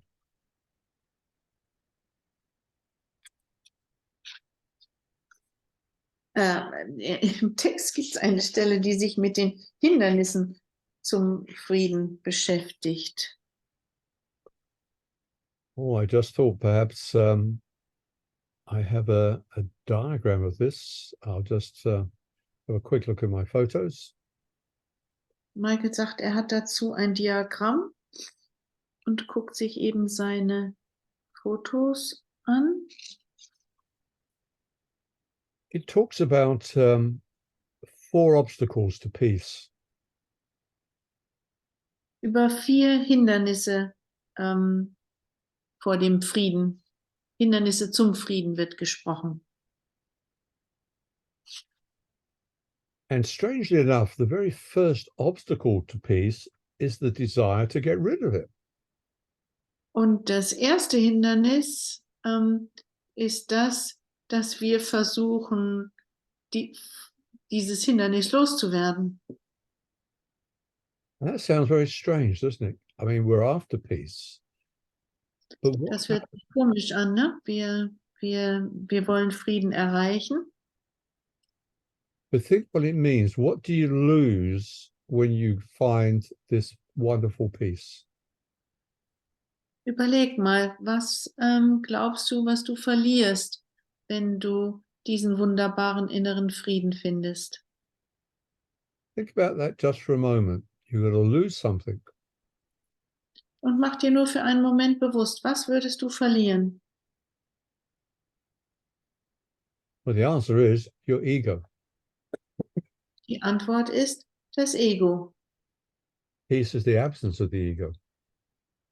Frieden ist die Abwesenheit des Egos. And we've got to admit, we're rather attached to our egos. Und wir müssen bekennen, dass wir ziemlich an unserem Ego hängen. We want to be special, Wir möchten besonders sein, stand out in the crowd, aus der Menge hervorstechen. let's be a little famous, Wir möchten berühmt sein, top of our profession. die Beste in unserem Beruf sein. No ego, all that's gone. You're not special anymore. Wenn wir kein Ego mehr haben, dann ist alles vorbei. Dann sind wir nicht mehr besonders. This is what holds us back. Das hält uns zurück. There's a great fear to lose the ego. Es ist eine große Angst, das Ego loszuwerden. Everyone who's done this says, why did I wait so long? Jeder, dem es geschehen ist, sagt, warum habe ich so lange gewartet? Now I'm at peace and I'm guided every moment. Jetzt bin ich in dem Frieden, jetzt werde ich jeden Moment innerlich geführt. The second obstacle is the belief that the body is valuable for what it offers. Das zweite Hindernis ist, dass wir sozusagen unseren Körper wertschätzen für das, was er uns bietet. Yes, it won't give me peace, but it'll give me all sorts of pleasures. Wir alle Formen von Gelüsten stellen wir davor. Frieden auch, aber wir wollen erstmal diese menschlichen Gelüste befriedigt haben. Having a body is much more exciting than being in the perfect oneness of heaven. Einen Körper zu haben, ist viel besser, als in der perfekten Einheit mit Gott zu sein. It still sounds a bit boring to me, Helen. Für mich hört sich immer noch ein bisschen langweilig an. So bring on the sex, drugs and rock and roll. Also zurück zu Sex, Drogen und Rock'n'Roll. Well, that didn't work. Let's have lots of children. That didn't work and? So let's have lots of children. Ach so, wenn das nicht funktioniert, dann lasst uns viele Kinder machen. Great classroom of forgiveness. Wunderbares Klassenzimmer der Vergebung. The third obstacle is the attraction of death. Das dritte Hindernis ist die Anziehung des Todes. Now that sounds rather strange. Das hört sich verrückt an. But death proves the body is real. Der Tod beweist, dass der Körper wirklich ist. Which means the separation from God is real. Was so viel bedeutet, dass das Getrenntsein von Gott auch real ist. And that's the thought where it all began, something better than unity. Das ist, wo alles seinen Anfang genommen hat. dass es etwas Besseres geben müsste als die Einheit. Don't tell me this is a dream. The body dies here. Sag mir nicht, dass das ein Traum ist, der Körper stirbt. This is real. It's not an illusion. Das ist real, das ist keine Illusion. Death proves it. Der Tod beweist das. Look at the news, how we're attracted to watching death. Schau dir die Nachrichten an, wie wir angezogen werden vom Tod. The ego loves watching war. Das Ego liebt es, Kriegsschauplätze anzuschauen. The ambulance drivers complain when there's a big accident, they can't get near because everyone's driven to see the accident. Die Notarztwagen beschweren sich immer, dass wenn ein Unfall irgendwo war, dass sie nicht durchkommen zu dem Unfall, weil die Leute, die Zuschauer, die Straße versperren. Death makes our world real and not an illusion. Der Tod macht unsere Welt real und nimmt die Illusion fort. The last obstacle is the fear of God's vengeance. Das vierte Hindernis ist die Furcht vor Gottes Rache. We've been like Adam and Eve, we've done a wrong thing in the garden, that God's looking to punish us. Wir sind wie Adam und Eva im Garten Eden, die wir was falsch gemacht haben und Gott möchte uns bestrafen. And God is looking for the peaceful and happy ones. Gott schaut nach den Friedlichen und Glücklichen. He's happy with the ones that feel very guilty and sinful for separating from God. He'll let them go. Die, die sich sündig fühlen und weil sie sich von Gott getrennt haben, die lässt er ziehen. But why are you happy? For the sin you committed in leaving heaven, I will punish you.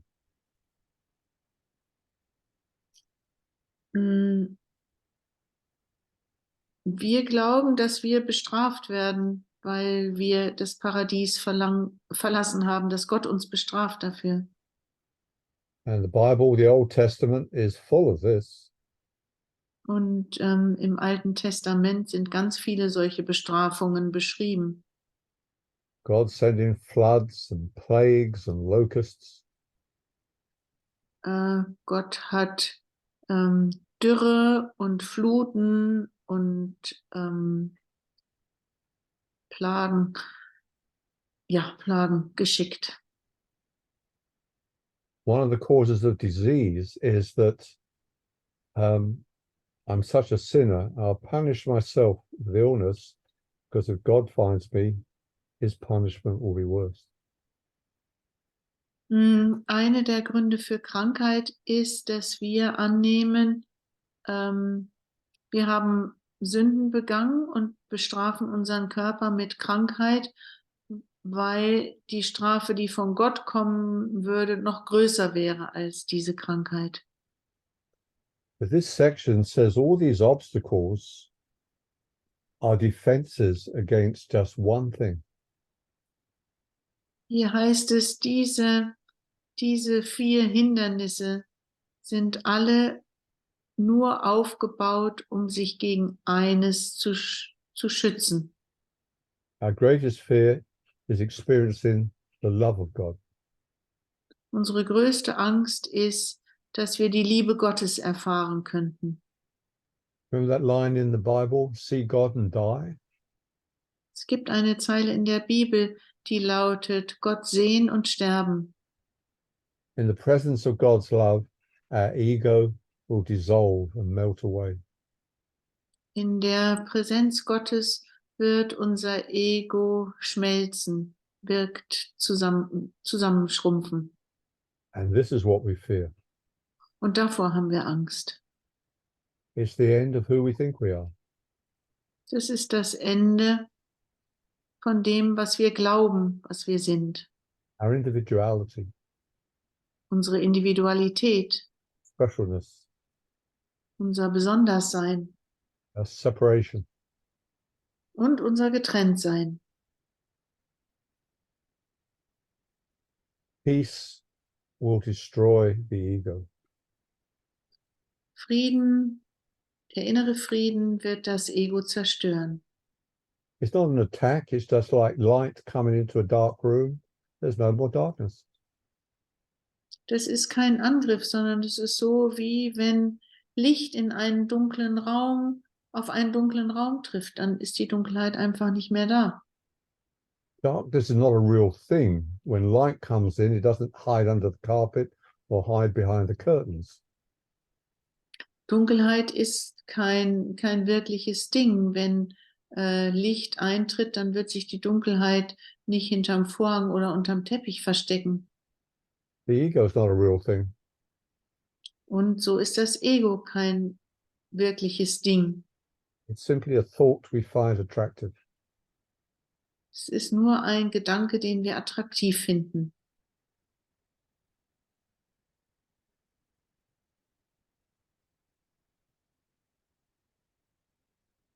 Well, before we take a break, any questions or sharings on that? Bevor wir eine Pause machen, gibt es irgendwas, was ihr mitteilen möchtet oder fragen möchtet?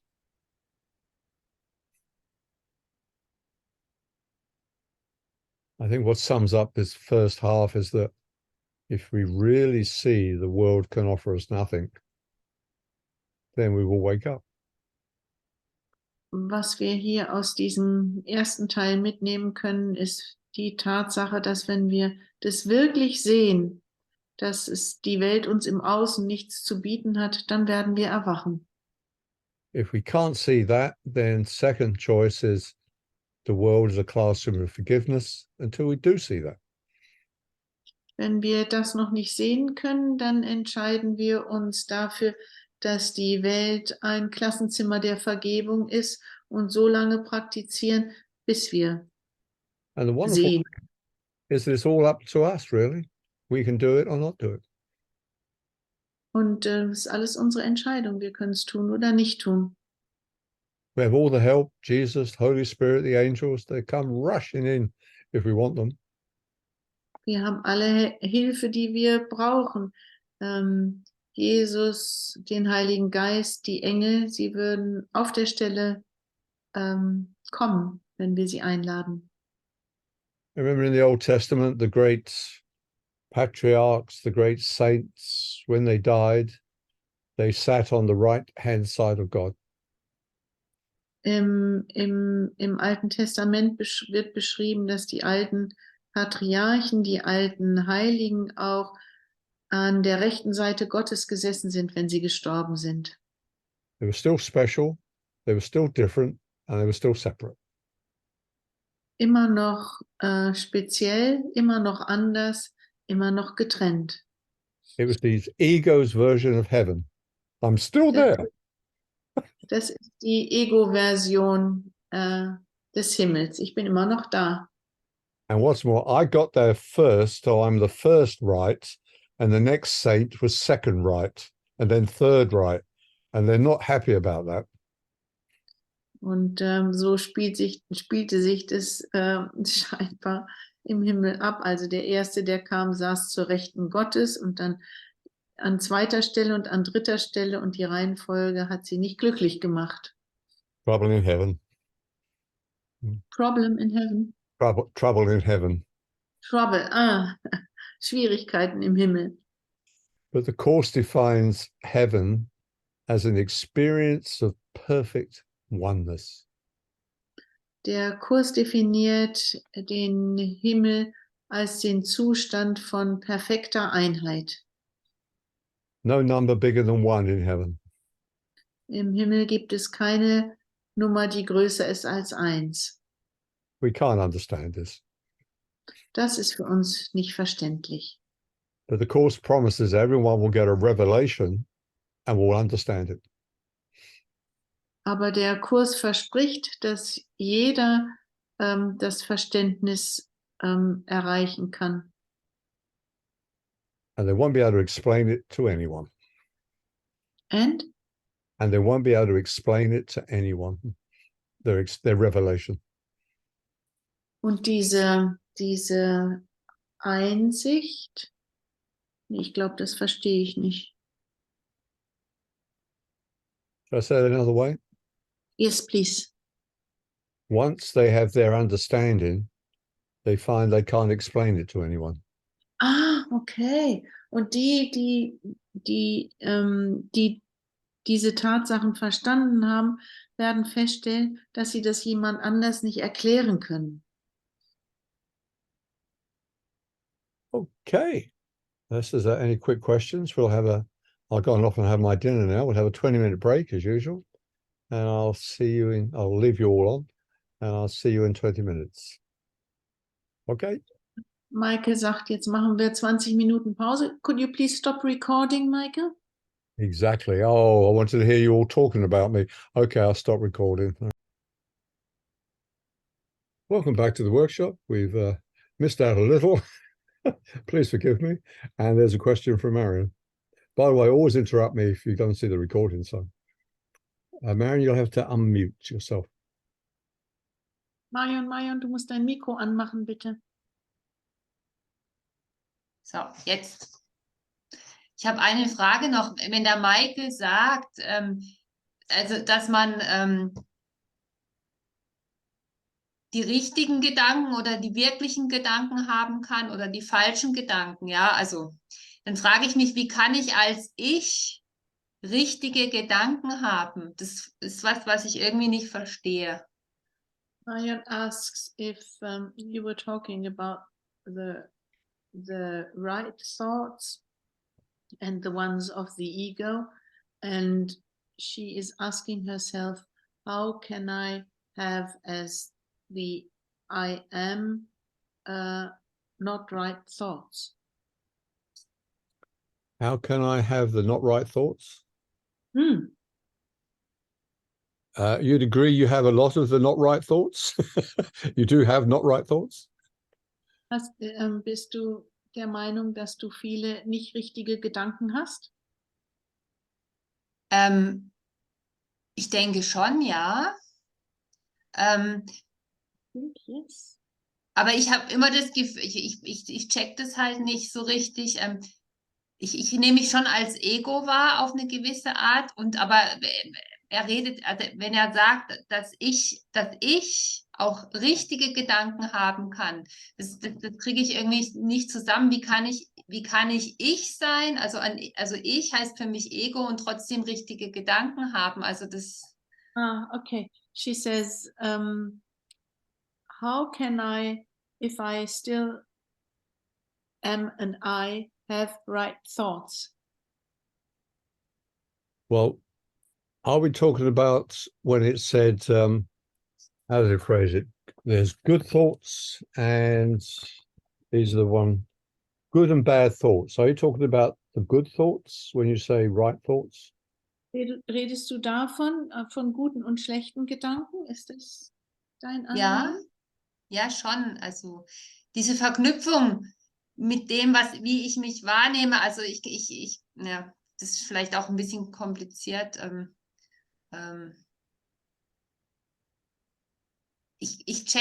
mich gibt es, glaube ich, nur schwarz und weiß und ich kapiere diese Zwischenstufe, glaube ich, nicht zwischen dem im Ego-Leben und dem Erleuchtetsein. Da gibt es wohl irgendwo noch so diese Zwischenstufe und wie kann ich als Ich also göttliche Gedanken haben, richtige Gedanken? Das verstehe ich irgendwie nicht. She doesn't understand how she as an I can have right thoughts in the sense of thoughts of God. This is a combination that doesn't work. Yes. Yes, as a separate ego, as a separate person, you can't have God's thoughts. Als getrenntes Wesen kannst du keine göttlichen Gedanken haben. But if just for a few seconds you can let your ego go, then God's thoughts will come in. Aber wenn du nur für ein paar Sekunden dein Ego loslassen kannst, dann können göttliche Gedanken eintreten. So you know peace and joy and love. Mhm. Du kennst Freude und Frieden und Liebe, But if the ego is still alive, it's waiting to come back in again. aber wenn das Ego noch am Leben ist, wartet es nur darauf, wieder sich einzuschleichen. And then you're back with the ego. Und dann bist du wieder im Ego-Zustand. And that's the spiritual path. Ego, spirit, ego, spirit. Mhm. Mhm. Und das ist der spirituelle Weg. Ego, Heiliger Geist, Ego, Heiliger Geist. The evolution is you spend more and more time with spirit and less time with the ego. Die Evolution besteht darin, mehr und mehr Zeit mit dem Heiligen Geist zu verbringen, als mit dem Ego. And once you're in the ego, you're in a murderous thought system. Und wenn wir uns in diesem Ego-Zustand bewegen, dann sind wir in diesem gewalttätigen Gedankensystem. It's not that your ego becomes less violent, it's just you spend less time with the ego. Das heißt nicht, dass das Ego weniger gewalttätig wird, sondern nur, dass du weniger Zeit mit dem Ego im Ego-Zustand verbringst. This is when you sometimes see in the news some spiritually evolved person does something pretty terrible. Wenn man zum Beispiel in den Nachrichten sieht, dass eine Person, die spirituell ziemlich fortgeschritten ist, irgendwas Grässliches tut. One moment he seems like a saint, Einen Moment sieht er aus wie ein Heiliger and then he's back into power, sex, drugs, and rock and roll. und dann fällt er wieder zurück in Machtgehabe, Sex, Drogen, Rock'n'Roll. And his disciples try and prevent people seeing that. They've got to keep Und the image. Und die Schüler von diesem Weisen versuchen dann, dass die Schüler, also die versuchen, dass die Menschen das nicht sehen, was dieser weise Mensch macht, wenn er im Ego-Zustand ist. But it doesn't deny at times he's with spirit. Aber das bedeutet nicht zu leugnen, dass er ab und zu mit dem Heiligen Geist verbunden ist. And this can be very confusing for the disciples. Für Schüler kann das sehr verwirrend sein. Thank you. Careful who you follow.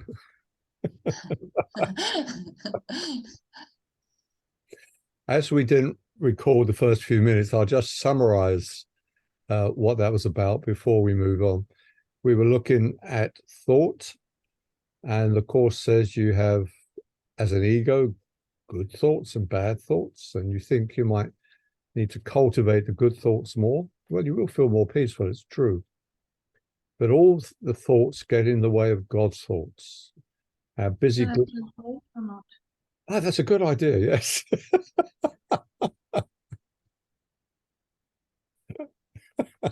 Mikkel hat gesagt, weil er den ersten Teil nicht aufgezeichnet hat, fasst er das jetzt nochmal kurz zusammen.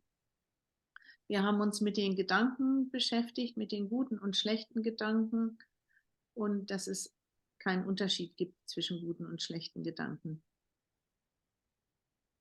So the Course says, we don't want your good thoughts or your bad thoughts.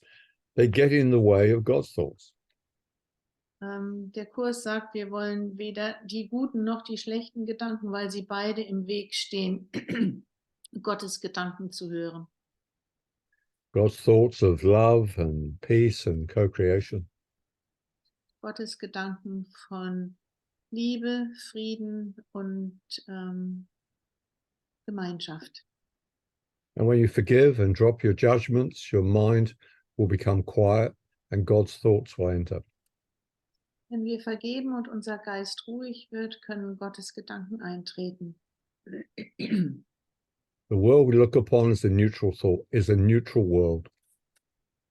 Die Welt, die wir dann anschauen, ist eine neutrale Welt. They're neither good nor bad. Weder gut noch schlecht. When we look at wars, we first look within at our ego and then project that onto the war.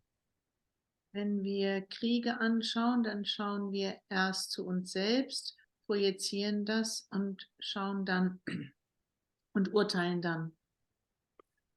We're violent in our ego thoughts and we project that onto the war and say there are bad people who started this. Wenn wir gewalttätige Gedanken haben, Ego-Gedanken haben, dann projizieren wir die nach außen und sagen, es sind schlimme Leute, die den Krieg angefangen haben. But once we've forgiven, we just see people giving love or asking for love. Und wenn wir vergeben haben, dann sehen wir nur Menschen, die um Liebe bitten oder Menschen, die Liebe schenken. And that's at the end of the path of forgiveness. Das ist das Ende des Weges der Vergebung. We're being asked to love everything without exception in the world. Wir werden aufgerufen, alles ohne Ausnahme in der Welt zu lieben. Big job, huh? Ein heftiger Job. I was told in guidance once, until you learn to love everything in the world, Michael, you will never transcend this earth. Michael wurde mal in einem Reading, in einer Lesung gesagt, wenn er nicht lernt, alles mit Liebe zu betrachten, wird er nie über diese Welt, diese physische Welt hinauswachsen. You'll just carry on being reborn and reborn and reborn here. Du wirst nicht aufhören, wiedergeboren zu werden, immer wiedergeboren zu werden. So it's a big price for being right. Es gibt einen hohen Preis, den wir zahlen müssen, wenn wir Recht haben wollen. I think we're in a special time now, special energies entering the earth, which are really helping us to forgive. But these same energies can stir up people in another direction. Ich glaube, wir leben in einer Zeit mit ganz besonderen Energien und besonderen Kräften, die uns dabei bei der Vergebungsarbeit helfen sollen. I think it's the end of a spiritual season. Ich denke, das ist das Ende einer spirituellen Zeit, vielleicht sogar im Sinne von einer Ära. We can spiritually evolve very quickly. Und wir können spirituell ziemlich schnell uns weiterentwickeln jetzt, If we want to. wenn wir das wollen. I was going to do an exercise, just a simple one, based on one of the lessons around thinking. Wir machen jetzt eine Übung, eine einfache, die sich mit dem Thema des Denkens beschäftigt. And oh yes, there's no translation because it's just me. So we'll just do a little bit of practice on what we've been talking about. Wir machen jetzt einfach ein bisschen Praxis zu dem, worüber wir gesprochen haben. Let's close your eyes. Und schließen wir unsere Augen.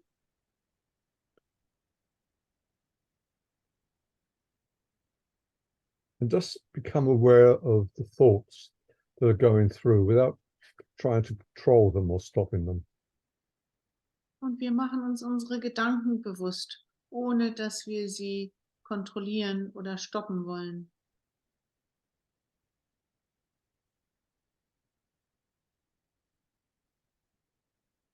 You just watch them. Wir beobachten sie nur.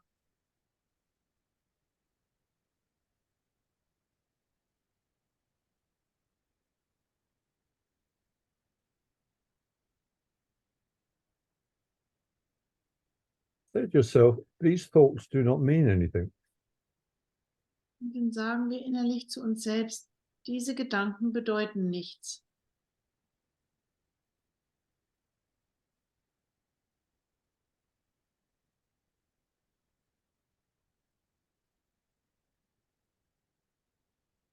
You may think some of these thoughts are quite important.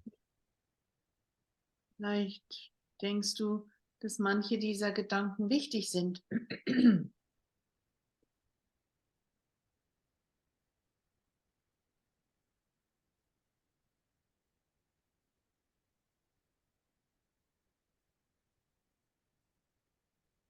Thoughts of which I am aware do not mean anything because I'm trying to think without God. Diese Gedanken, deren ich mir bewusst bin, bedeuten nichts, weil sie sind keine göttlichen Gedanken. Become aware of your thoughts again. Mach dir deine Gedanken wieder bewusst.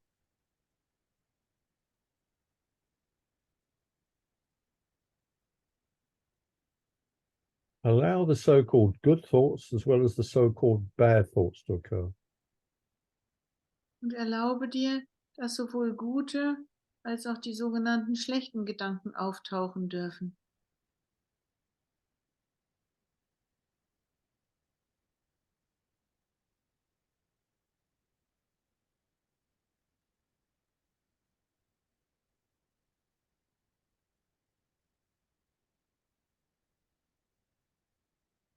Repeat to yourself, these thoughts do not mean anything. Und dann wiederhole innerlich für dich, diese Gedanken bedeuten nichts.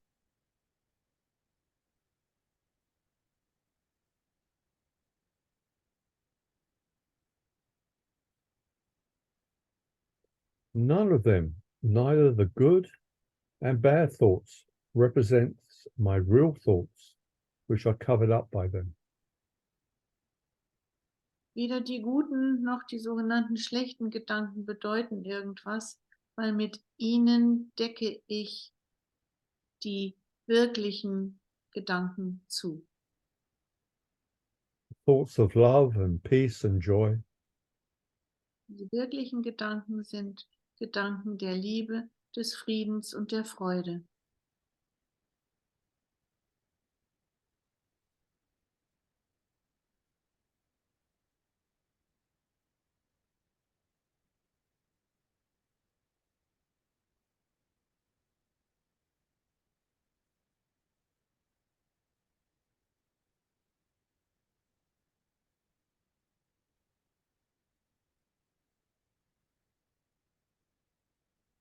repeat to yourself, what I call my thoughts are not my real thoughts.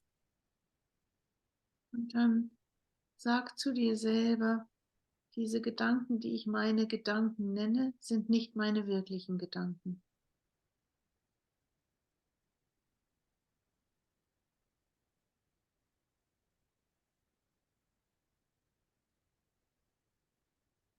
Repeat to yourself, my real thoughts are the thoughts I think with God.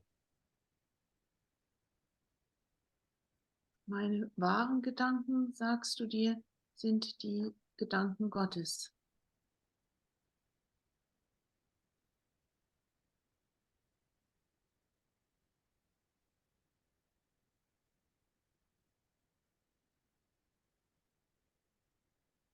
When you're ready, just bring yourself back to the room. Wenn du fertig bist, komm mit deiner Aufmerksamkeit wieder hier in unseren gemeinsamen Raum zurück.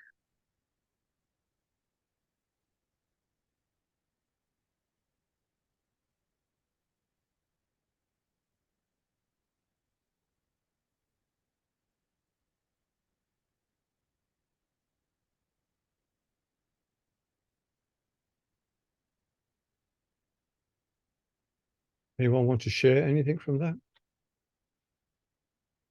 Möchte jemand von euch was sagen dazu?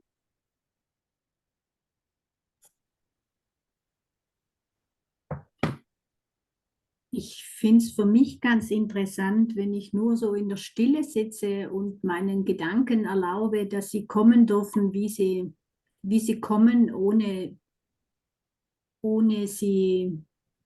bewerten und ohne zu kritisieren, dann kommen viel weniger Gedanken. Eva says when she sits in the silence and allows the thoughts to come up, whatever the thoughts are, then less thoughts come. Mm. Yes, the acceptance of what's there reduces the thoughts. Ja, die Akzeptanz dessen, was da ist, verringert die Anzahl der Gedanken.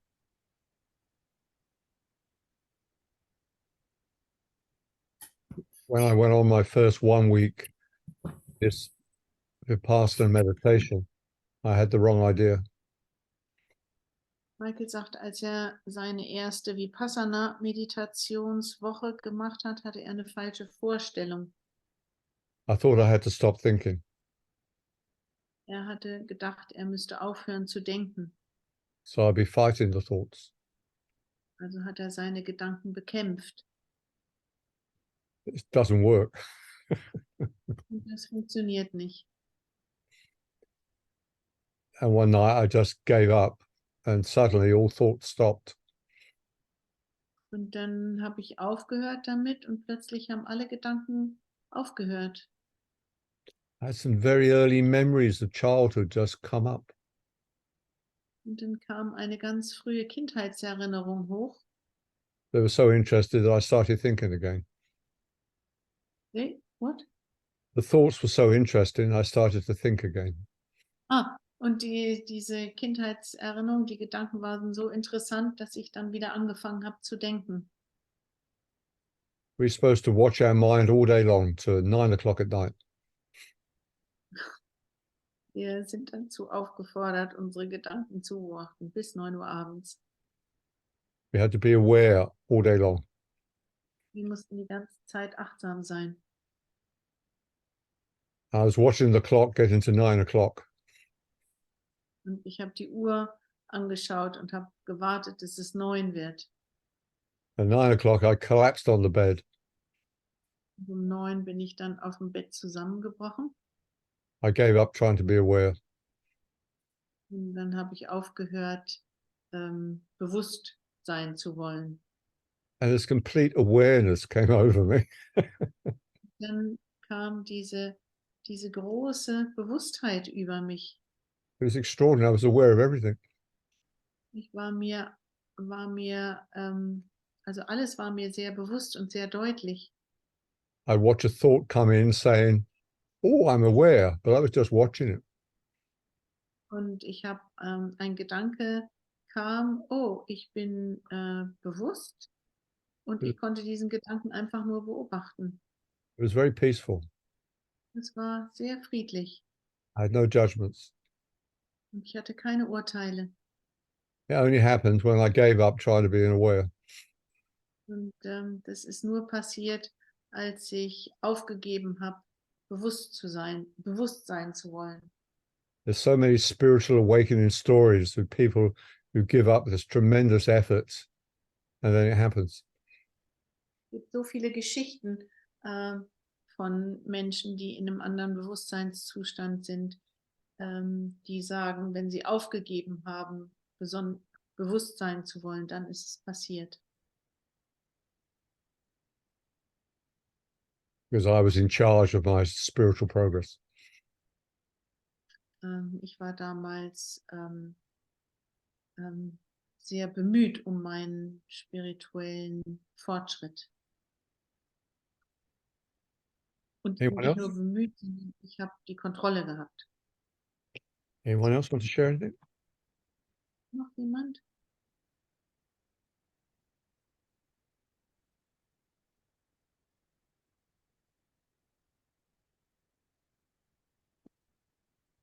Okay, so a very important section on thinking, lesson 8, page 13 in the workbook. Eine sehr wichtige Lektion ist die Lektion übers Denken, ist die Lektion 8. My mind is preoccupied with past thoughts. The one wholly true thought one can hold about the past is that it's not here. To think about it at all is therefore to think about illusions.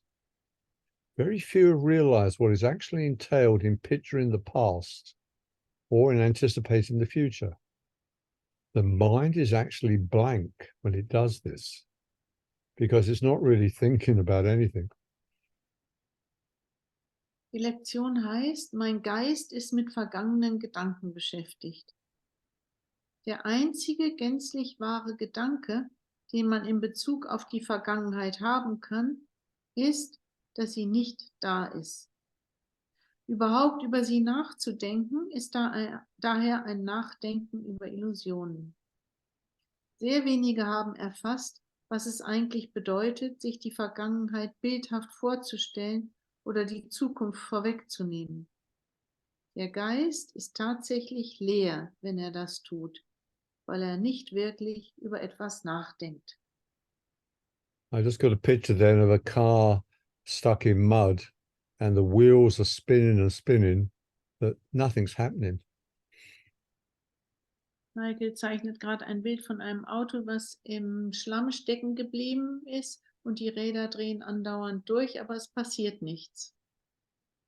In the same way, our minds can be so full of past thoughts or projecting them into the future, but nothing actually is going on.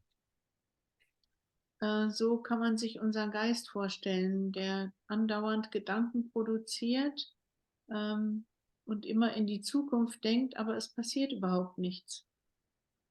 That's why it says the mind's actually blank, though it seems to be very busy. Deswegen heißt es hier, der Geist ist tatsächlich leer, aber er ist tatsächlich sehr beschäftigt. The car appears to be very busy, but it's going nowhere in the mud. Das Auto ist sehr beschäftigt, aber es führt nirgendwo hin. Time, past, and future are all ego inventions. Das Ich, die Vergangenheit und die Zukunft sind alles Erfindungen vom Ego. It gives the example of a cup.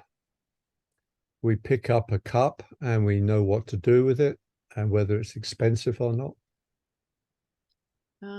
Beispiel von einer Tasse, die wir aufnehmen und wir wissen genau, ob das eine teure Tasse ist oder nicht. But if you give a very young child a plastic cup and one made of crystal worth a lot of money, it will treat them both the same.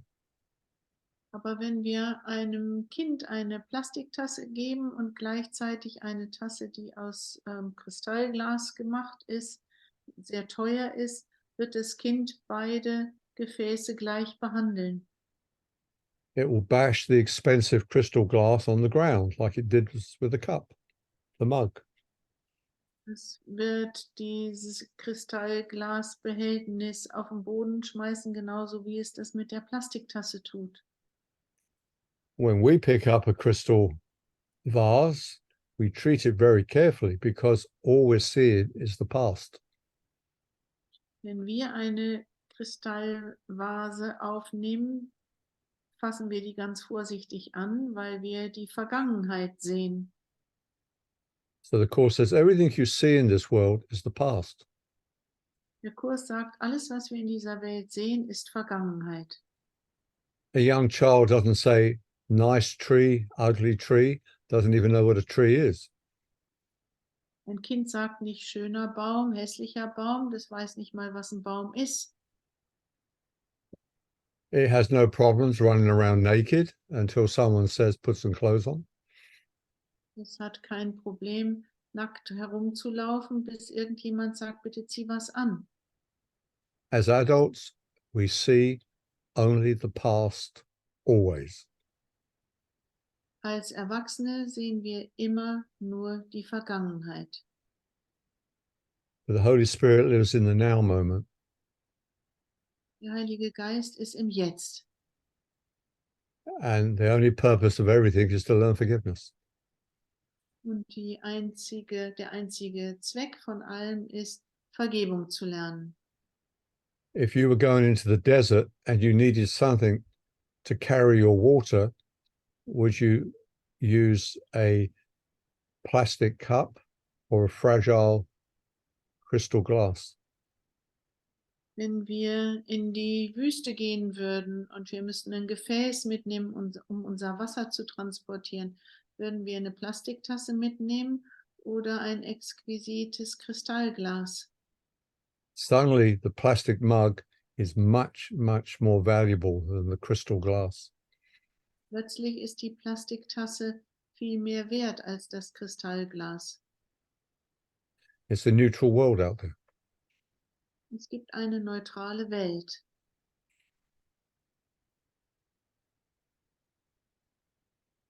In lesson 45, page 71, it says, God is the mind with which I think. Today's idea holds the key to what your real thoughts are. They are nothing that you think, just as nothing that you think you see is related to vision, spiritual vision, in any way. There's no relationship between what is real and what you think is real. Nothing that you think or your real thoughts resemble your real thoughts in any respect. Nothing that you think you see bears any resemblance to what vision will show you. Lektion 45, Seite 71 heißt, Gott ist der Geist, mit dem ich denke. Der heutige Leitgedanke enthält den Schlüssel zu dem, was deine wirklichen Gedanken sind. Sie sind nichts, wovon du denkst, dass du es denkst. Ebenso wenig wie das, wovon du denkst, dass du es siehst, in irgendeiner Weise etwas mit der Schau zu tun hat. Es gibt keine Beziehung zwischen dem, was wirklich ist, und dem, was du für wirklich hältst. Nichts, wovon du denkst, dass es deine wirklichen Gedanken sind, ist deinen wirklichen Gedanken in irgendeiner Hinsicht ähnlich. Nichts, wovon du denkst, dass du es siehst, hat irgendeine Ähnlichkeit mit dem, was die Schau dir zeigen wird. So once you see through, once you understand that you see only the past, then the whole physical world will look beautiful, including a rubbish dump. Wenn wir also einmal begreifen, dass wir immer nur die Vergangenheit sehen, dann wird sich die Welt, unsere innere Welt ändern und wir werden nur die Schönheit sehen, sogar in einem Abfalleimer. Early in my 20s, I had a spiritual awakening that lasted about a month. In meinen frühen 20ern, sagt Michael, hatte ich ein spirituelles Erwachen, das ungefähr 1 Monat angedauert hat. And then the ego came back. Dann hat sich das Ego wieder eingestellt, But the world looked beautiful. aber die Welt sah schön aus. Instead of walking 1 minute to the car park, I'd go on this 10-minute roundabout route because everything was so beautiful to look at. Statt in 1 Minute schnell zum Parkplatz zu gehen, bin ich 10 Minuten rumgelaufen und habe einfach geguckt, wie schön alles ist. I remember once stopping on the way home just to go into the greenery, the trees. Ich erinnere mich daran, dass ich auf dem Heimweg mal angehalten habe, um in eine Grünfläche zu betreten mit Bäumen. And where I was, there was a barbed wire fence that was rusty. Und da, wo ich war, gab es einen alten, rostigen Zaun. To me, it looked so beautiful. It was the first poem I ever wrote, was about rusty barbed wire. Und der Zaun sah für mich wunderschön aus. Und ich habe mein erstes und einziges Gedicht über einen rostigen Stacheldrahtzaun geschrieben. I think I remember a line, the snake-like patterns of rust. An eine Zeile erinnert sich Maike. A snake. Snake-like patterns snakes make when they move. I saw patterns in the rust that look beautiful. Forget the snake. The patterns of rust look beautiful. Schleimspuren von der Schnecke auf dem Rost ist eine Zeile. 3 weeks later, it was an ugly, rusty wire fence. Ein paar Wochen später war es einfach wieder ein rostiger, alter, kaputter Zaun. My guidance, Michael, until you learn to love everything, you will never transcend this planet. Und da kommt wieder Maikes Führung ins Spiel. Solange du nicht alles mit Liebe anschauen kannst, wirst du diese Welt nicht überwinden.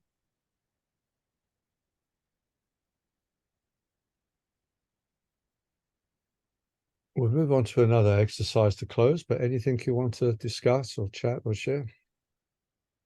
Wir machen noch eine Übung, aber gibt es vorher noch was, was ihr sagen wollt oder fragen wollt?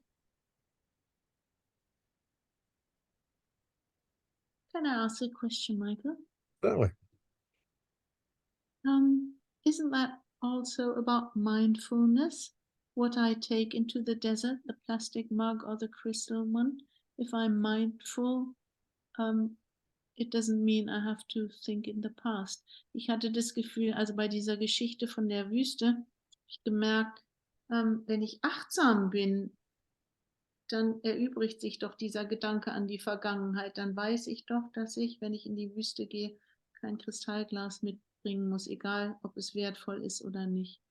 Und ich finde, Achtsamkeit ist so ein wichtiger Aspekt. I wouldn't say mindful, I'd say I'm being practical, I'm using common sense. I want a container that does not break. I've got to live with this. It's going to hold my water. The crystal will break early. It's useless to me.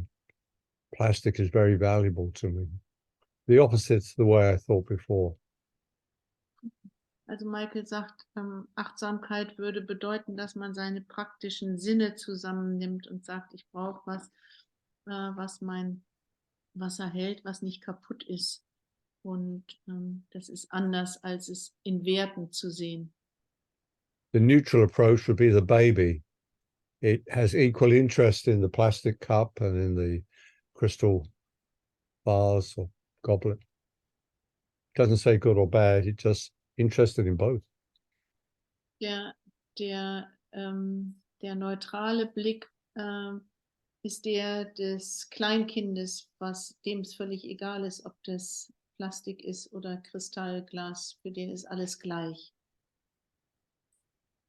Okay, where we lose a lot of our peace is in relationship, and that's where forgiveness will come in. So I thought we'd do an exercise on that. Da, wo wir am schnellsten unseren inneren Frieden verlieren, ist in unseren Beziehungen. Deswegen machen wir jetzt eine Übung dazu.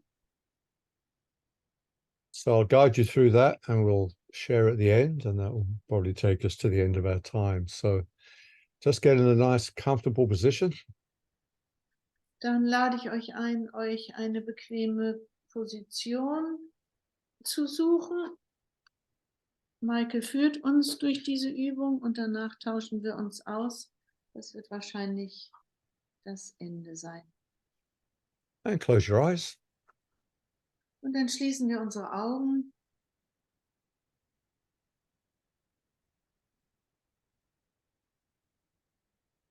Take a few gentle and deep breaths. Dann nehmen wir ein paar sanfte, aber tiefe Atemzüge.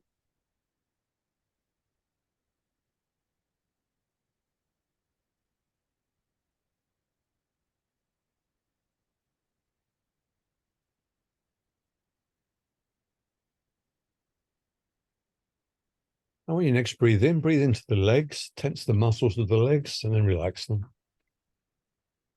Denn mit dem nächsten Einatmen spannst du die Muskeln in deinen Beinen an und mit dem Ausatmen entspannst du wieder. And then breathe in and tense the muscles of the stomach and then relax. Mit dem nächsten Einatmen spannst du die Muskeln in der Bauchgegend an und mit dem Ausatmen entspannst du wieder.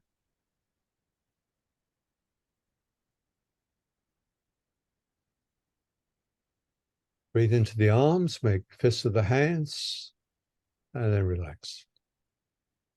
Im nächsten Einatmen spannen wir die Muskeln in den Armen an, machen Fäuste mit den Händen und entspannen mit dem Ausatmen wieder.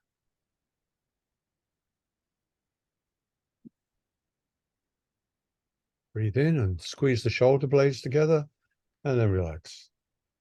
Dann atmen wir ein und ziehen die Schulterblätter zusammen und mit dem Ausatmen entspannen wir wieder. Check your neck and head are relaxed. You can turn your head around. Dann probier mal, ob Hals und Nacken entspannt sind. Bewege den Kopf ein bisschen.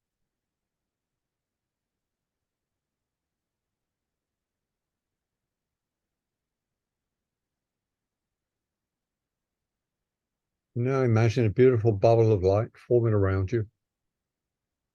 And only the highest good can come through that light. Und dann stellen wir uns vor, um uns herum ist eine große Kugel aus Licht, durch die nur das für uns Beste dringen kann.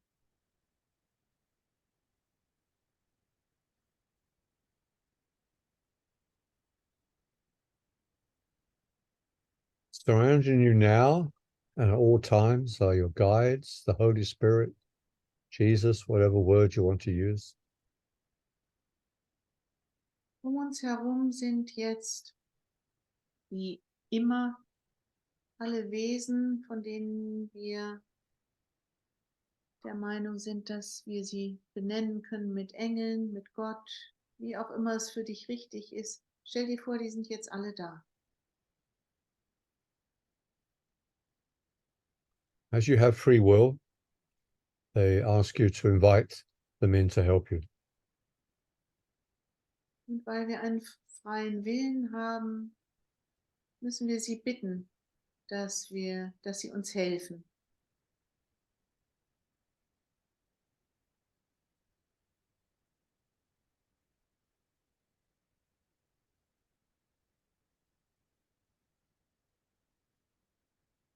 Just a prayer of welcome, open to the help.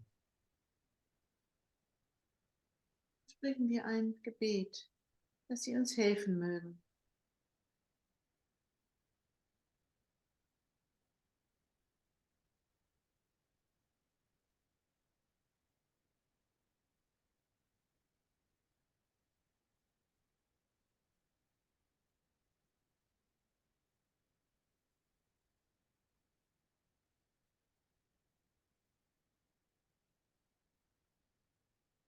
Now think of someone where you're losing your peace. They could be alive or dead, someone on the television. Stell dir jemanden vor, bei dem du deinen inneren Frieden verlierst.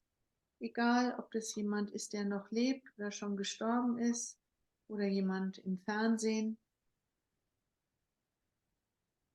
It could be some public figure from the COVID years that you haven't forgiven. Kann jemand sein aus der Öffentlichkeit, aus diesen Covid-Zeiten, dem du noch nicht vergeben hast. Perhaps someone from your childhood. Jemand aus deiner Kindheit. Or you could turn to your guide and say, please show me the person where I'm losing my peace. Oder du wendest dich deinen inneren Führern zu und sagst, bitte zeigt mir, wer derjenige oder diejenige ist, wo ich meinen inneren Frieden verliere.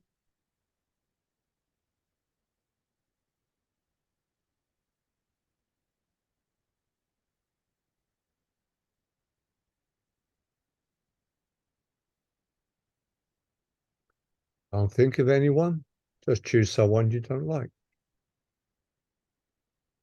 Wenn niemand vor deinem inneren Auge auftaucht, dann wählst du jemanden, den du einfach nicht magst.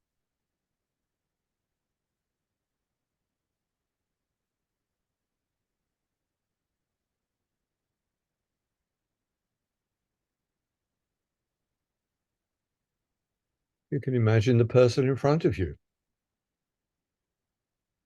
Dann stell dir diese Person dir gegenüber vor. You might remember a time when you were perhaps angry with this person, an argument maybe. Dann kannst du dir eine Zeit herholen, wo du eine Auseinandersetzung mit dieser Person hattest.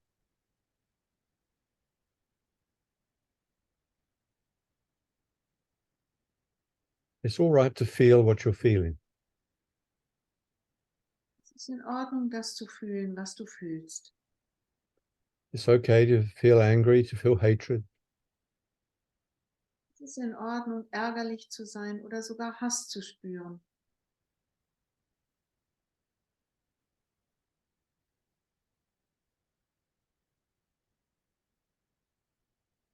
Where are you feeling that in your own body? Where is it mirrored? Wo spürst du das in deinem eigenen Körper? Wo wird es gespiegelt?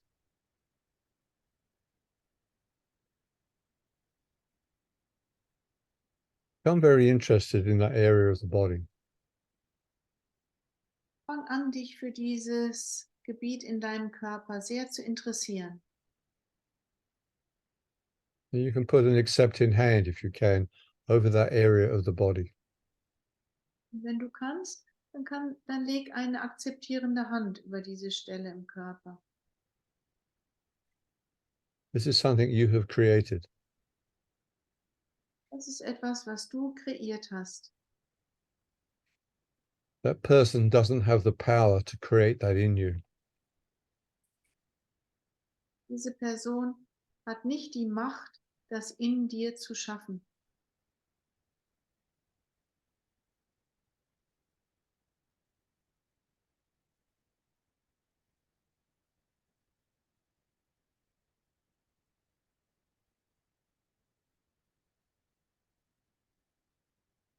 How large is this pain? Groß ist dieser Schmerz. And what shape is it? Was für eine Form hat er?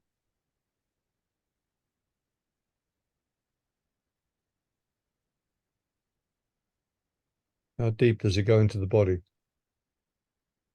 Wie tief geht der Schmerz in den Körper hinein?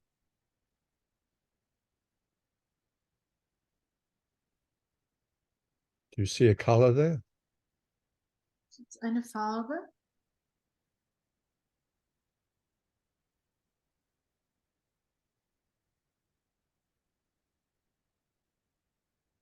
How dense does it feel? Wie dicht fühlt sich das an?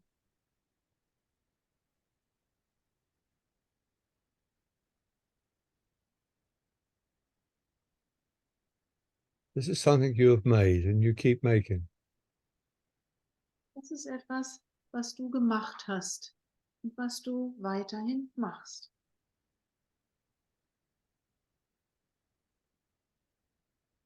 Although it's painful, you must think it's worth making. Obwohl es schmerzhaft ist, musst du den Gedanken haben, dass es wert ist, das zu kreieren. It must be giving you something that's worth the pain. Es muss dir etwas geben, das den Schmerz wert ist. Let some symbol, some picture arise that describes it. It might be like a child or an animal or anything you like. Und dann versuch, ein Bild aufsteigen zu lassen vor deinem inneren Auge, wie das für diese Stelle spricht. Entweder ein Kind oder ein Tier oder was auch immer auftaucht. It knows why you've made it.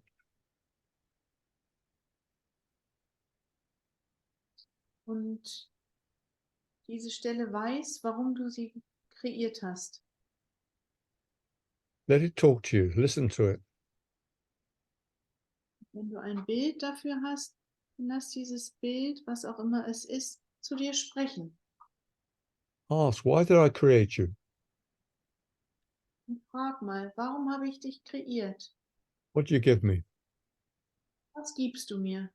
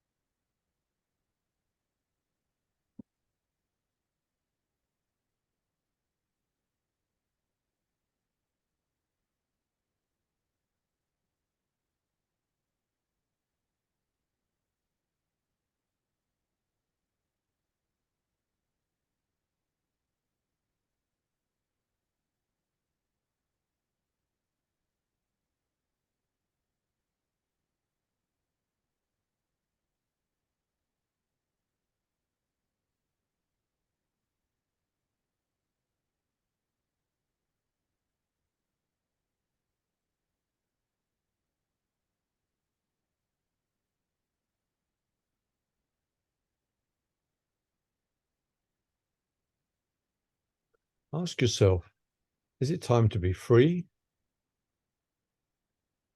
Dann frage dich jetzt, ist jetzt die Zeit gekommen, um frei zu sein? Or do you still need to keep this pain? Oder brauchst du diesen Schmerz noch? The choice is yours. Das ist deine Wahl.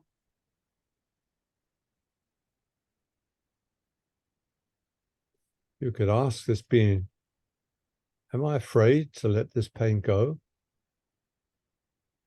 Du kannst dich jetzt fragen, bin ich bereit, diesen Schmerz loszulassen?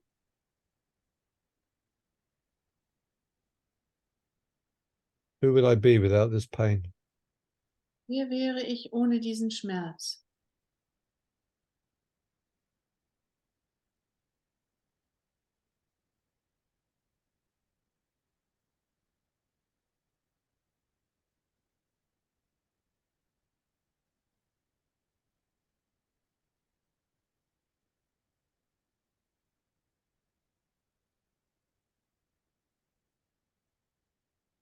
If you don't feel ready to let it go, make this being that you talk to very small, put it in your heart, and look down on it with acceptance. Wenn du noch nicht bereit bist, diesen Schmerz loszulassen, dann mach dieses Wesen, mit dem du gesprochen hast, in deiner Vorstellung ganz klein und setz es in dein Herz.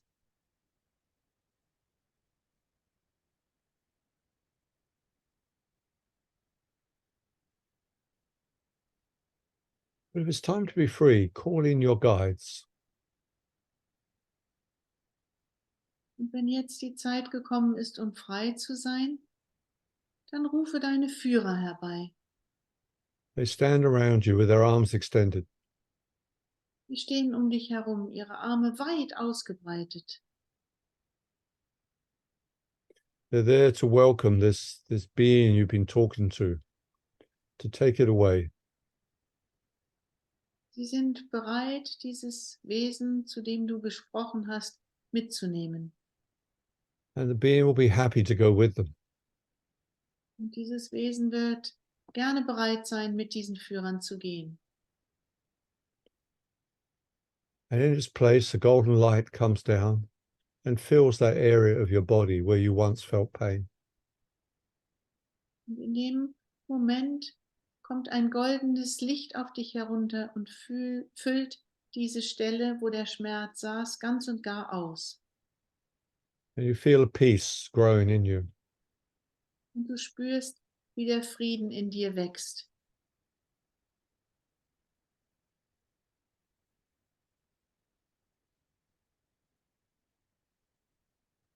Now, if you can, see the person in front of you again who you had a loss of peace with.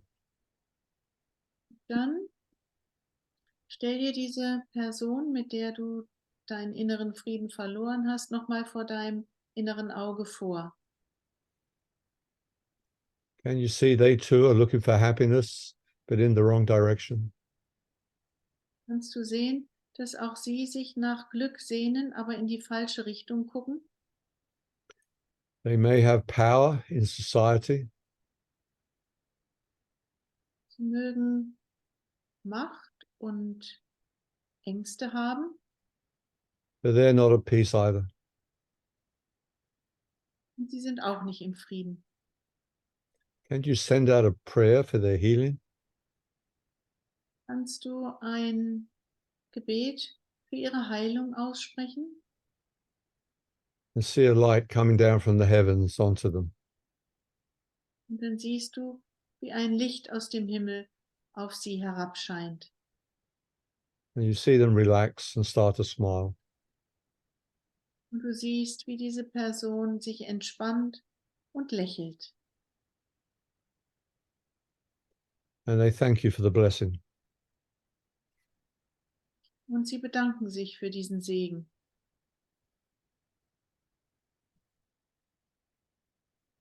If it's possible, you may be able to walk up to them and perhaps hug or shake hands. Und wenn es dir möglich ist, dann näherst du dich dieser Person. Vielleicht kannst du sie umarmen, Vielleicht musst du auch die Hand schütteln.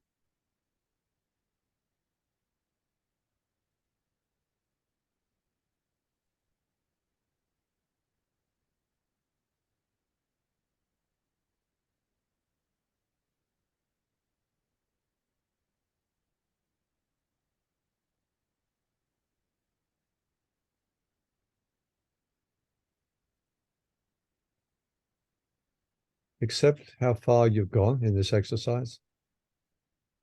Und dann versuch zu akzeptieren, wie weit du in dieser Übung gekommen bist.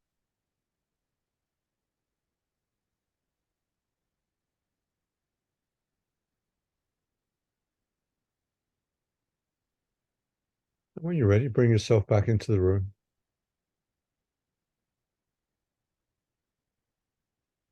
Und wenn du fertig bist, dann bring dich mit deiner Aufmerksamkeit wieder hier in unseren gemeinsamen Raum zurück.